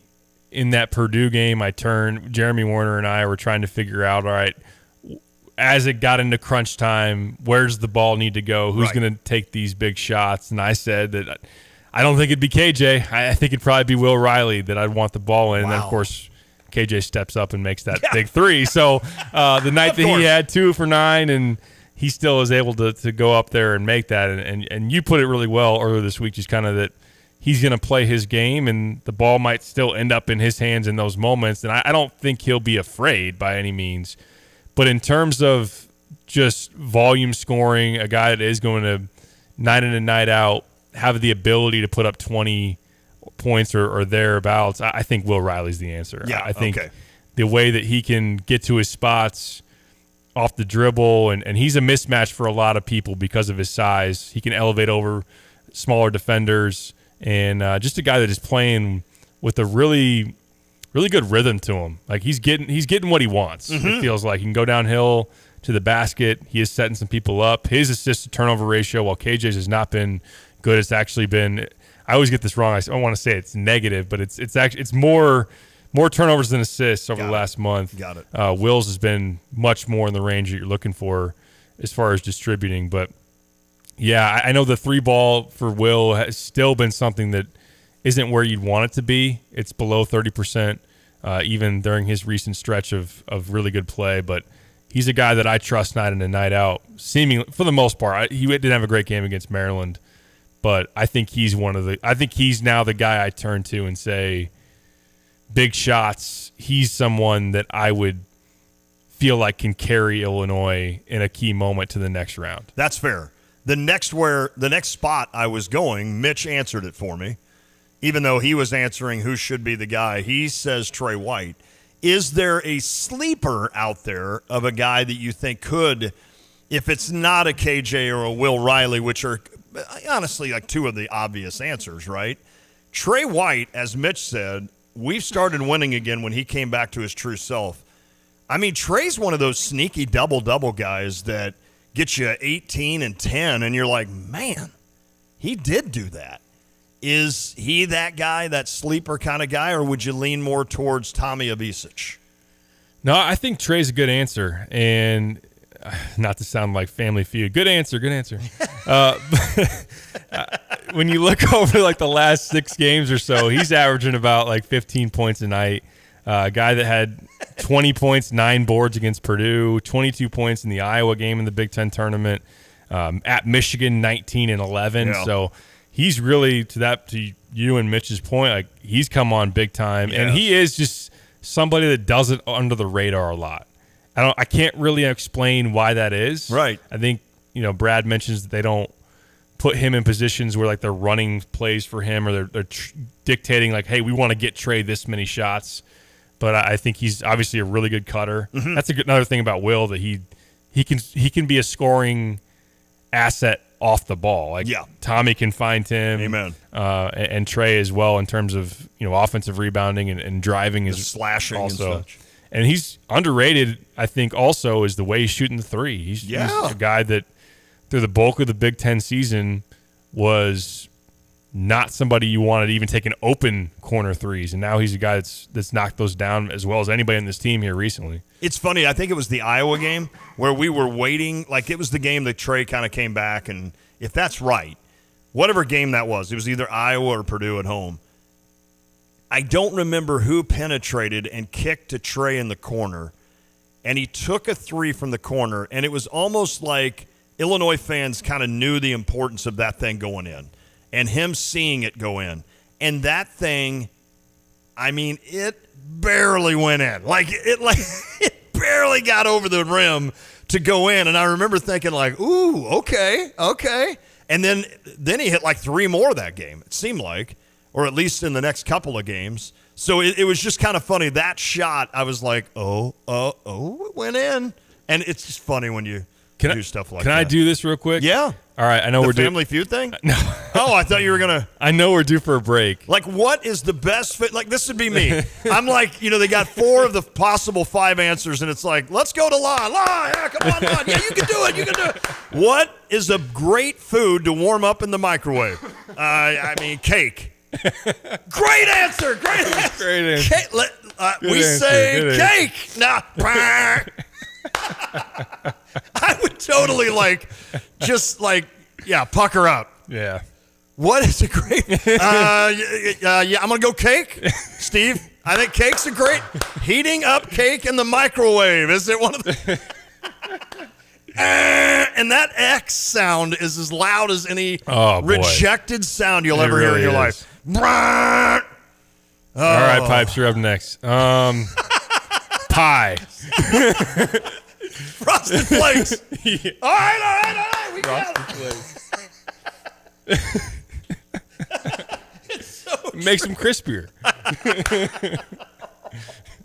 Oh my gosh. Then you got to get to your point. I watched Dateline. I'm a big Dateline guy. So it was actually it was an Illinois story, a kid that was from Decatur that he got charged with murdering his wife, who was from Quincy, but he was on with his family on Family Feud, and they said, what was one thing that you regret from your wedding night or wedding day or wedding night? And he said, oh, my wife's watching, but it's when I said I do. And it was like, oh my God. Man. And then you look back at that and you're like, okay, maybe that's not. That's creepy. That is creepy. And then he ends up, Jeez. Yeah.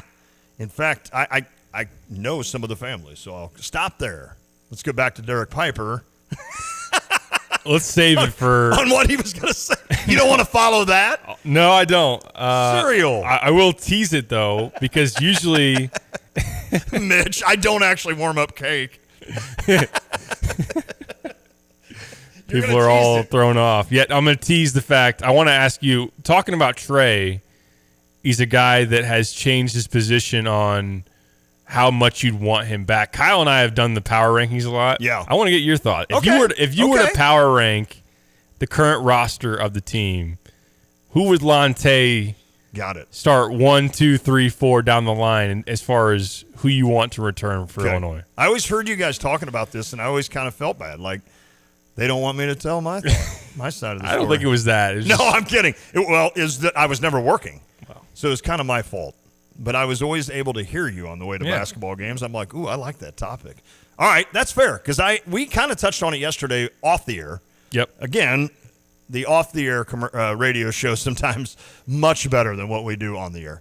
All right, let's take a break. We'll come back and answer that. And if we can, I do want to go through the bracket with you. Yes, we should. Because you're not going to be here tomorrow.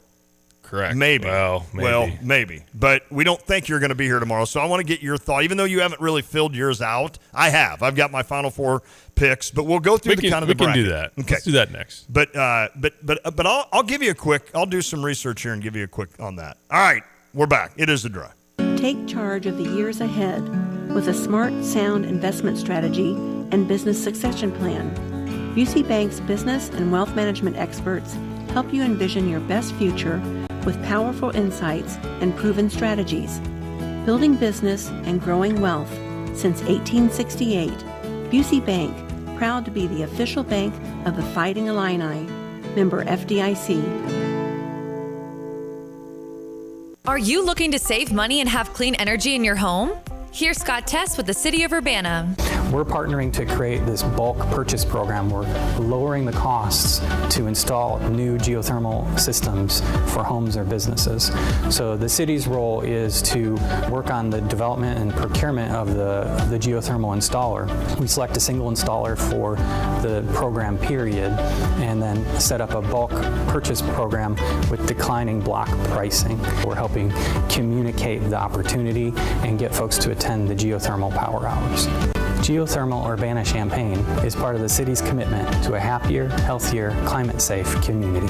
Attend the Power Hour on Wednesday, March 26th at 5:30 p.m. at the Urbana-Champaign Friends Meeting House, 1904 East Main Street in Urbana. Tailored for houses of worship on Wednesday, March 26th. Program open to all in Champaign, Piatt, and Vermilion counties. For more details, visit geothermaluc.org. In 1925, a small plumbing company began its journey in Urbana, Illinois. Over the decades, the business grew thanks to hard work and great people. In 1966, things changed when Dave Reichard, a veteran, met veteran Ken Asklin, who was an architectural engineering grad from Illinois. The two realized their shared vision for excellence. Their partnership took root, and in 1975, the name changed to A&R Mechanical. With Dave as president and Ken as vice president, A&R Mechanical expanded services, becoming the go-to full-service contractor for all of Central Illinois. A&R went from a plumbing-only contractor to a full-service mechanical contractor with their own sheet metal shop. Today, A&R is a plumbing, heating, ventilation service company with the same excellence in customer service as they provided nearly 100 years ago. Design, build, and maintain. That's what served A&R Mechanical for nearly 100 years. Find them at Lincoln and Kettering in Urbana or online at ar-mech.com.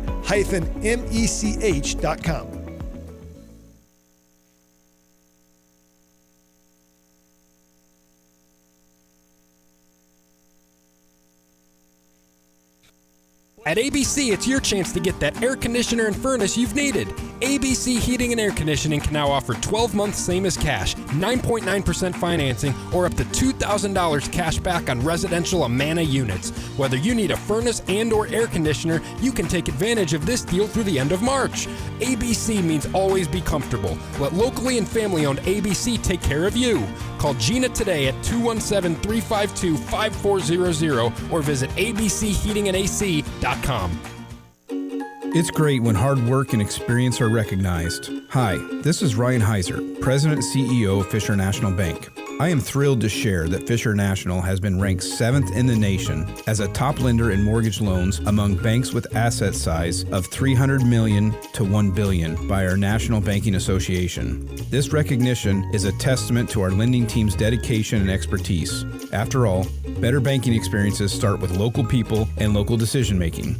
If you're in the market for a new home or considering refinancing your existing home, let our team at Fisher National Bank earn your business and trust. We offer competitive rates with low closing costs, and we locally service almost all of our loans. Come see us with all your home mortgage needs and experience the top-notch service that has earned us national recognition. Learn more at fishernational.com or stop by one of our branches today. Fisher National Bank, exceptional communities, exceptional people. Member FDIC, Equal Housing Lender. Carpet Weavers Flooring and Furniture Gallery has savings store-wide for the anniversary sale. Installation is half off Mohawk's waterproof luxury vinyl floors. The installation is free for Mohawk Carpet. And get up to $1,000 instant rebate on Mohawk carpets and floors. Instant rebates on all furniture. Plus, buy it all 2 years free financing. Don't miss the anniversary sale going on now at Carpet Weavers.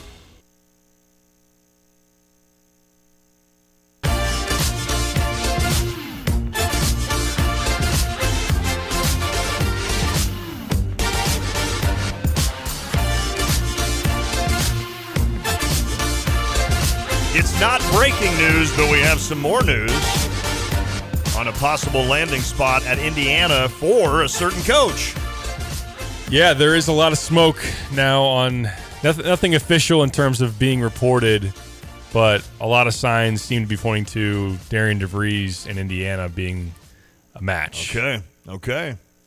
Is that, what do you think of that? It's interesting. I think he's... I mean, he was a Drake forever. Drake did a really, really good job. He was a really great hire for them at West Virginia. Big time. You can obviously do quite a bit worse. Yeah, I'm with you. I'd have to look into it a little bit more. It is kind of crazy how this has progressed seemingly pretty quickly for Indiana on that side of things. I'd be interested in what his staff would look like, particularly would there be a former Illini who chest bumped Eric Gordon in the Candy Stripes? Would he then be there? I don't know how that would go, but in comparison to what I thought Indiana was going to do with this opening, it's not necessary. It's a step or two below. Okay. Even like a Greg McDermott from Creighton. Not say, credit to a lot of these places. Even we saw it last cycle with Kentucky being open, and they wanted Scott Drew or they wanted Nate Oates, and places that have good coaches have made it tough for those coaches to leave in terms of the money they're offering, the contracts, the buyouts. And so I think you run into some of that as well. And there is something to be said for the pressure that you walk into in Indiana. But I'd say good hire, but not what I expect them to get. Would Chester, if that's what they do. Yeah, I'm with you. Would Chester have a shot at the West Virginia job? I think it'd be tough without any head coach experience. Okay. I would imagine he needs – now there have been, like, obviously Tommy Lloyd at Arizona. He was a longtime assistant at Mark Few in Gonzaga, and he got a job, first-time job at a high major. He'd be worth an interview and maybe a contention, but I could see West Virginia trying to get would they try to get McCollum? Would they say, hey, we're going to battle Iowa now for McCollum? They kind of seem – West Virginia kind of seems like that rugged, tough kind of fan-based job, that a guy like Chester Frazier would, in other words, that they would like. Sure. Follow me down this rabbit hole real quick. All right. Has the bridge been burned with Chester ever coming back to Illinois? I don't think so. With Tim Anderson leaving? I don't think so. I do think as far as would he return immediately, I would say no. Right. Okay, that's fair. How about a kid like Roger Powell, who is building Valpo? They had a really good run, first double-digit seed to ever make Saturday at the Missouri Valley Conference Tournament in St. Louis. And considering like SIU, who hasn't been to the Saturday game since like 2007, I think, maybe not quite that far. But anyway, long story short, would it behoove Roger to become a top assistant at a school like Illinois, and then, or since he's already a head coach, do you not go that route? I think since he's a head coach, he's probably going to try to show enough progress to climb up the rung, because there is the question when you are an assistant if you can do that job. It's a different requirement in terms of your job description. You're the head in terms of all the decision making and both on the court, roster building, those type of things. Right. So he was well regarded in terms of his assistant time at Gonzaga as well. But I think at some point you just kind of got to leave the nest and try to make your way. Let me put you on the biggest spot I've ever put you on. Oh, boy.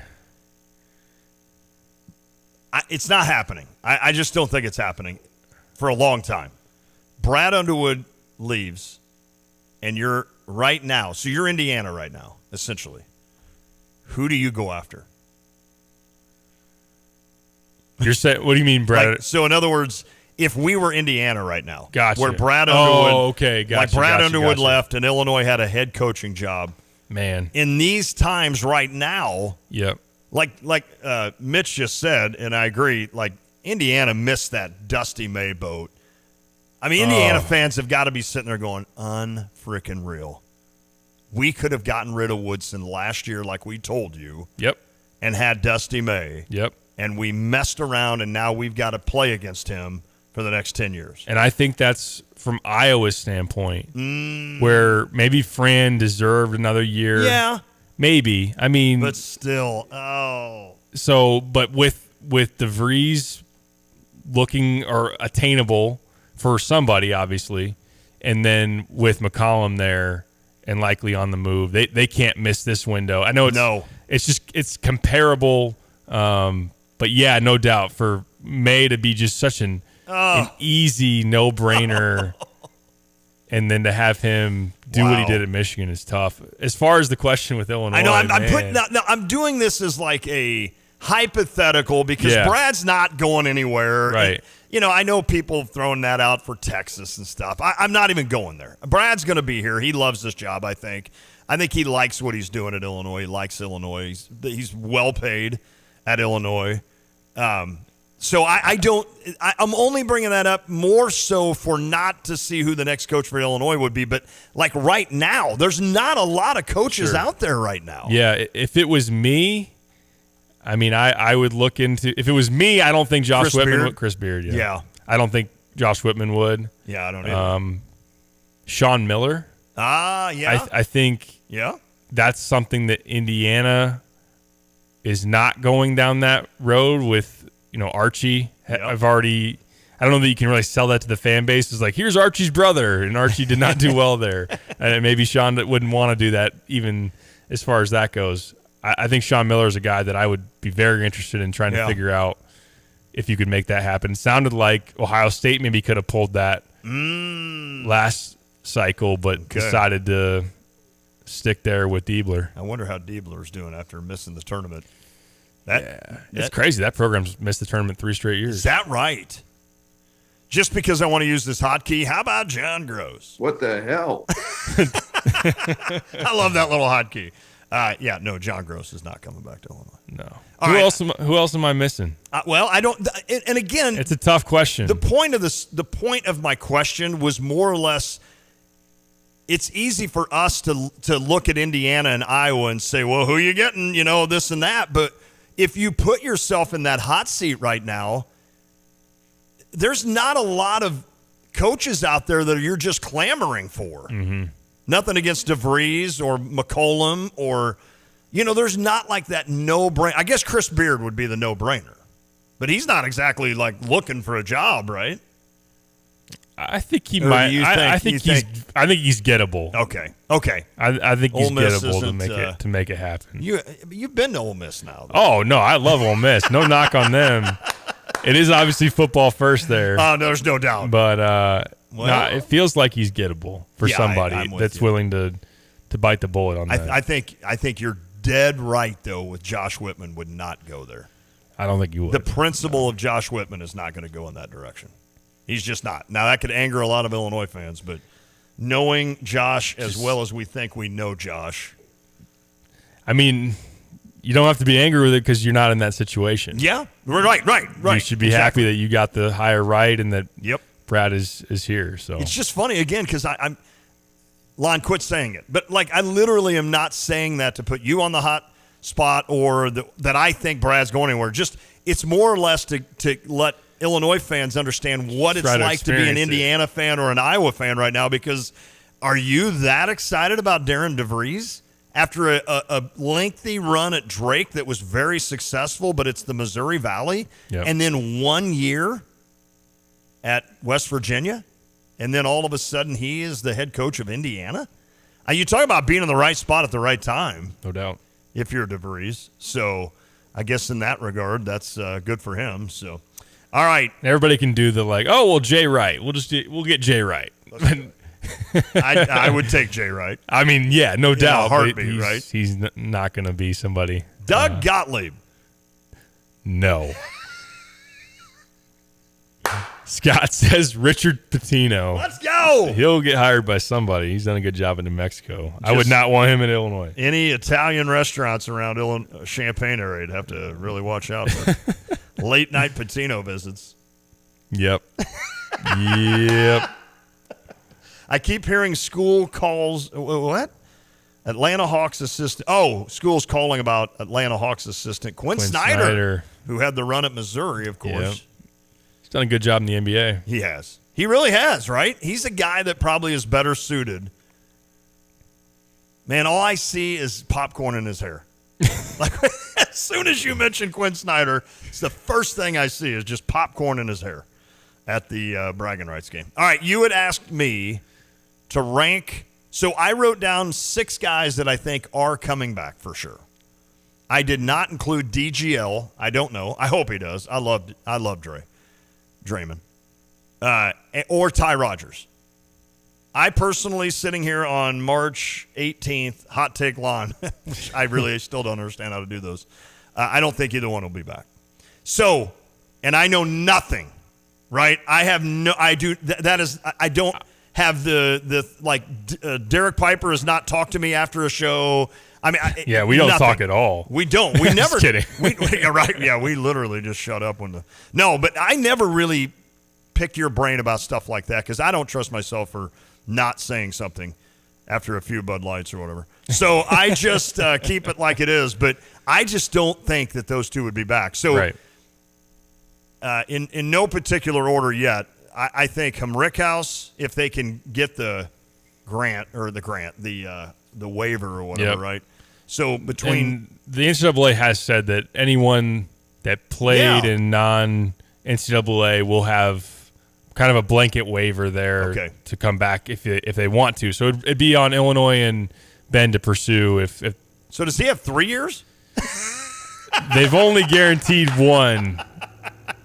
I don't know how they're going to handle that. Wouldn't that be funny if, like, hey, Ben, I know you're 25, but you can play to your 30 You want to do it again? You got 3 NAIA years that you can – Jiminy. All right, so I think Ben, Jake, Trey, Merez, Kylan, and Tommy. Those aren't the order that I would want him back. Okay. Ben and Jake are not my 1 Wow. and 2. That's I kind think of bold. those 6 are back. Okay. How would you order them? Am I forgetting somebody? I think KJ's gone to the NBA. Will's gone to the NBA. Jason Jaxtis is redshirting, but you don't gotta do that. No, I think he'll be back if we Yeah. want him. Okay, so the order of importance for me would be Tommy 1. Okay. Just because I've seen how Illinois plays when Tommy is right. And I think he would be so critical to next year's team. Merez would be 2. And then Kylan would be 3. Yep. The only reason I think it's harder to find big men than it is guards. And I could be completely wrong. Maybe it's the complete opposite. Maybe it's easier to find big men than it is guards. I don't know. But Kylan is very important to me. You could easily put him 1, 2, or 3 to me, especially if you're losing KJ. Who do we have coming in next year that's a high schooler? Somebody asked me this the other day, and I'm like, it's funny. I used to know all of that, and I don't even know who we got coming in. They were both more under-recruited 4-stars. Keaton Wagler and Brandon Lee are the guys coming in. Wagler from the KC area. Yeah. And then Brandon Lee from out east. Both guys not expected to be like immediate big contributors. That's fair, because if you throw Blackwell on this team, then we're in good shape. Or the kid – who is the big kid from Bowling Green I saw in the I saw him. Yep. I did some work today. Apparently, man. You're dabbling in Bowling Green in Montana. This is nuts. Derek's like, you're more prepped for the NCAA tournament than I am, man. I don't want to get sick again, but when I do, boy, Lon steps it up. So, yeah, it would be Tommy for me, Merez 2, Kylan 3, Trey 4, Ben 5, and Jake 6. And I like Jake, but I think Ben still adds another year of Ben would not upset me. I hope they recruit. I said that the one day, and you're like, whoa. I hope he's not a starter. I'll put it that way. But I think he's he can help your team. Yes. And we were giving you a hard time. Like, what I would tell him is, we can do better than you, Ben, but we want you to come back. Which there's 12 other guys who are recruiting over you. Right. But if 11 of those guys say no, then bam, man, we need you. Which we know that the way you massage conversation, as in like real life, but not to go anywhere. No, that was funny though. It is something where you would want him back, but yes, the reality might be that, hey, but we want to either find another piece that would compete with him, or just our vision for him would be different going into next year than what it was at the beginning of this year. I'm 100% with you on that. I want to ask you after I find out what Heath is drinking. He says, I think Brad's going to shock the world and hire Glenn Blackwell as an assistant for some reason. Then he did say LOL. Look, Blackwell's not Eric Gordon here. Well, that was his AAU coach, wasn't it? I think so, yeah. Okay, so am I right with Tommy, Merez, Kylan, according to Derek Piper? Or are you? Yes, I am. Kyle and I have been with you on having the big man tandem at 1 and 2. You could argue like Merez 1 that Merez could be 1. And I'm with you on that. Kyle's made a good point that the idea that you would get most likely Tommy for 1 more year. Merez could be multiple years remaining, so maybe that puts him number 1. Ultimately, you're right though as far as keying how you play, and then I think Kylan has established himself as number 3. Trey was somebody that was probably lower on the list. I probably would have at one point had Kylan and DGL above than Trey, but no doubt for me that I have Trey 4th after Kylan. I like what Trey has done this year. Is there a world we live in that Owen Freeman or Brock Harding wear orange and blue? I don't think so. Okay, fair enough. I just wanted to throw it out there. Just want to throw that out there. We're going to take a quick break. when we come back, we're getting to the bracket, and we're going to go rapid fire on the bracket to see what Derek and I both think about what's going to happen, because I don't think you're going to be here tomorrow, so I want to get your thoughts on that. All right, quick break. Back with that. It is The Drive. This is XYZ Insurance. How can I help? I have a question about my home policy. Okay, question about phone policy. Home policy. Okay, gnome policy. HOME, home. Technology is great, but sometimes it's better to talk with a real person. With Erie Insurance, you have a caring, independent agent who's with you from beginning to end. We don't have any HOMEs on record. Your Erie agent in Champaign is Thomas & Ellers Insurance. Go to erieinsurance.com for company licensure and product details. Want unbeatable prices on your next furniture purchase, but also seeking that local hometown feel? Look no further than Kelsey Furniture in Tuscola. Customers rave about their friendly, established staff, as well as their great selection, amazing prices, and second-to-none delivery service. They're a third-generation local business, and they've always got your best interests at heart. Find the look you love for less. Open 9 to 5 Monday through Saturday, but always available online at kelseyfurniture.com. That's kelseyfurniture.com. Get the roof your home deserves by Roof Doctors, your residential roofing specialist that has always offered the best warranties in the industry, like our non-prorated 50-year warranty. Our customers love that we are family-owned and locally operated. We make our customer needs our top priority. With over 30 years experience and the best customer service, give Roof Doctors a call today for your free estimate at 328-7529. In your community and for your community, Roof Doctors. Are you tired of shivering in the winter? Look no further than your local heroes at ABC Heating and Air Conditioning. Hi, this is Gina inviting you to give us a call at 217-352-5400 to book your appointment to make sure your furnaces run safely and efficiently this winter. We've been proudly locally owned and operated and have been serving our community for over 50 years. ABC, always be comfortable. Call me 217-352-5400 to book your appointment today or go to abcheatingandac.com. You've heard about the doggy bag, right? From Bulldog Disposal Muhammad, a 6 cubic yard canvas bag that can be used for easy cleanup instead of a big dumpster. The one-time use bag is now available and you can save the delivery charge. Get the doggy bag at Do It Best Hardware in Champaign at 107 West Springfield. So fill up the bag, call Bulldog Disposal, have it disposed of, and you'll be organized. Go to bulldoggybag.com for all the details. That's bulldoggybag.com.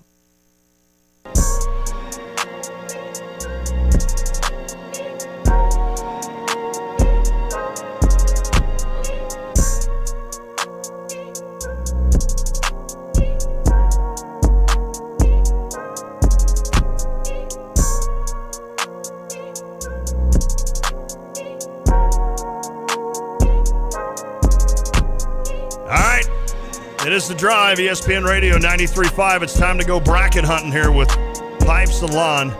Brian, I'm ready to learn some stuff. I know, well, yeah, right. This happens about once every 300 days. Brian, I don't want to get to your question about the chances Ty Rodgers stays because it would be a long, I think we've talked about it for a while, and I want to get this bracket out, if that's fair with you. I would say my lean pretty clearly is that he will not, but that's barring that's not having heard anything very recently. It's just more based on the expectation on the front end of his red shirt. Okay, that's fair. That is fair. And we all love Ty, and we all understand how he can help you for sure, but I think Brad is just so offensively driven now. Unless he learns something this year that maybe he wants to kind of scope back to the defensive side of thing a little bit, but all right, what bracket are we going to start? Are we going to start South, then West, then East, then Midwest? Let's do it. Let's do that. Let's get that rolling. Oh, baby. Oh! Derek Piper, we start in the South. I'm assuming that the 1 and 2 seeds automatically advance. I would say they're safe, yeah. Okay, so Louisville, Creighton. I've got Creighton advancing past Louisville, the 8-9 game. I do as well. Okay.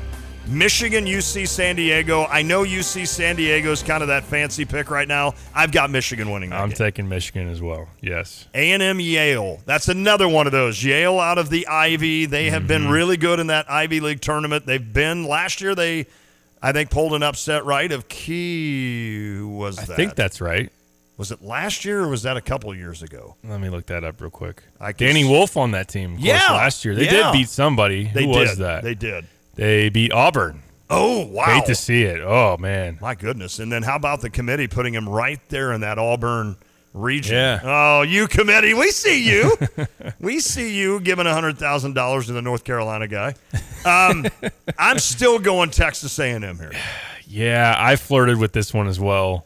In full disclosure, I don't have my bracket all the way filled out. I'm thinking about Yale, but A&M, I like their guard play still too much. Wade Taylor's really good, so I'll go A&M. Okay. I actually have, I think, more upsets as the tournament goes than I do early on. Ole Miss against either North Carolina or San Diego State. San Diego State is one of those teams that you've watched in the last couple of years, and you're like, man, they are hard to get rid of.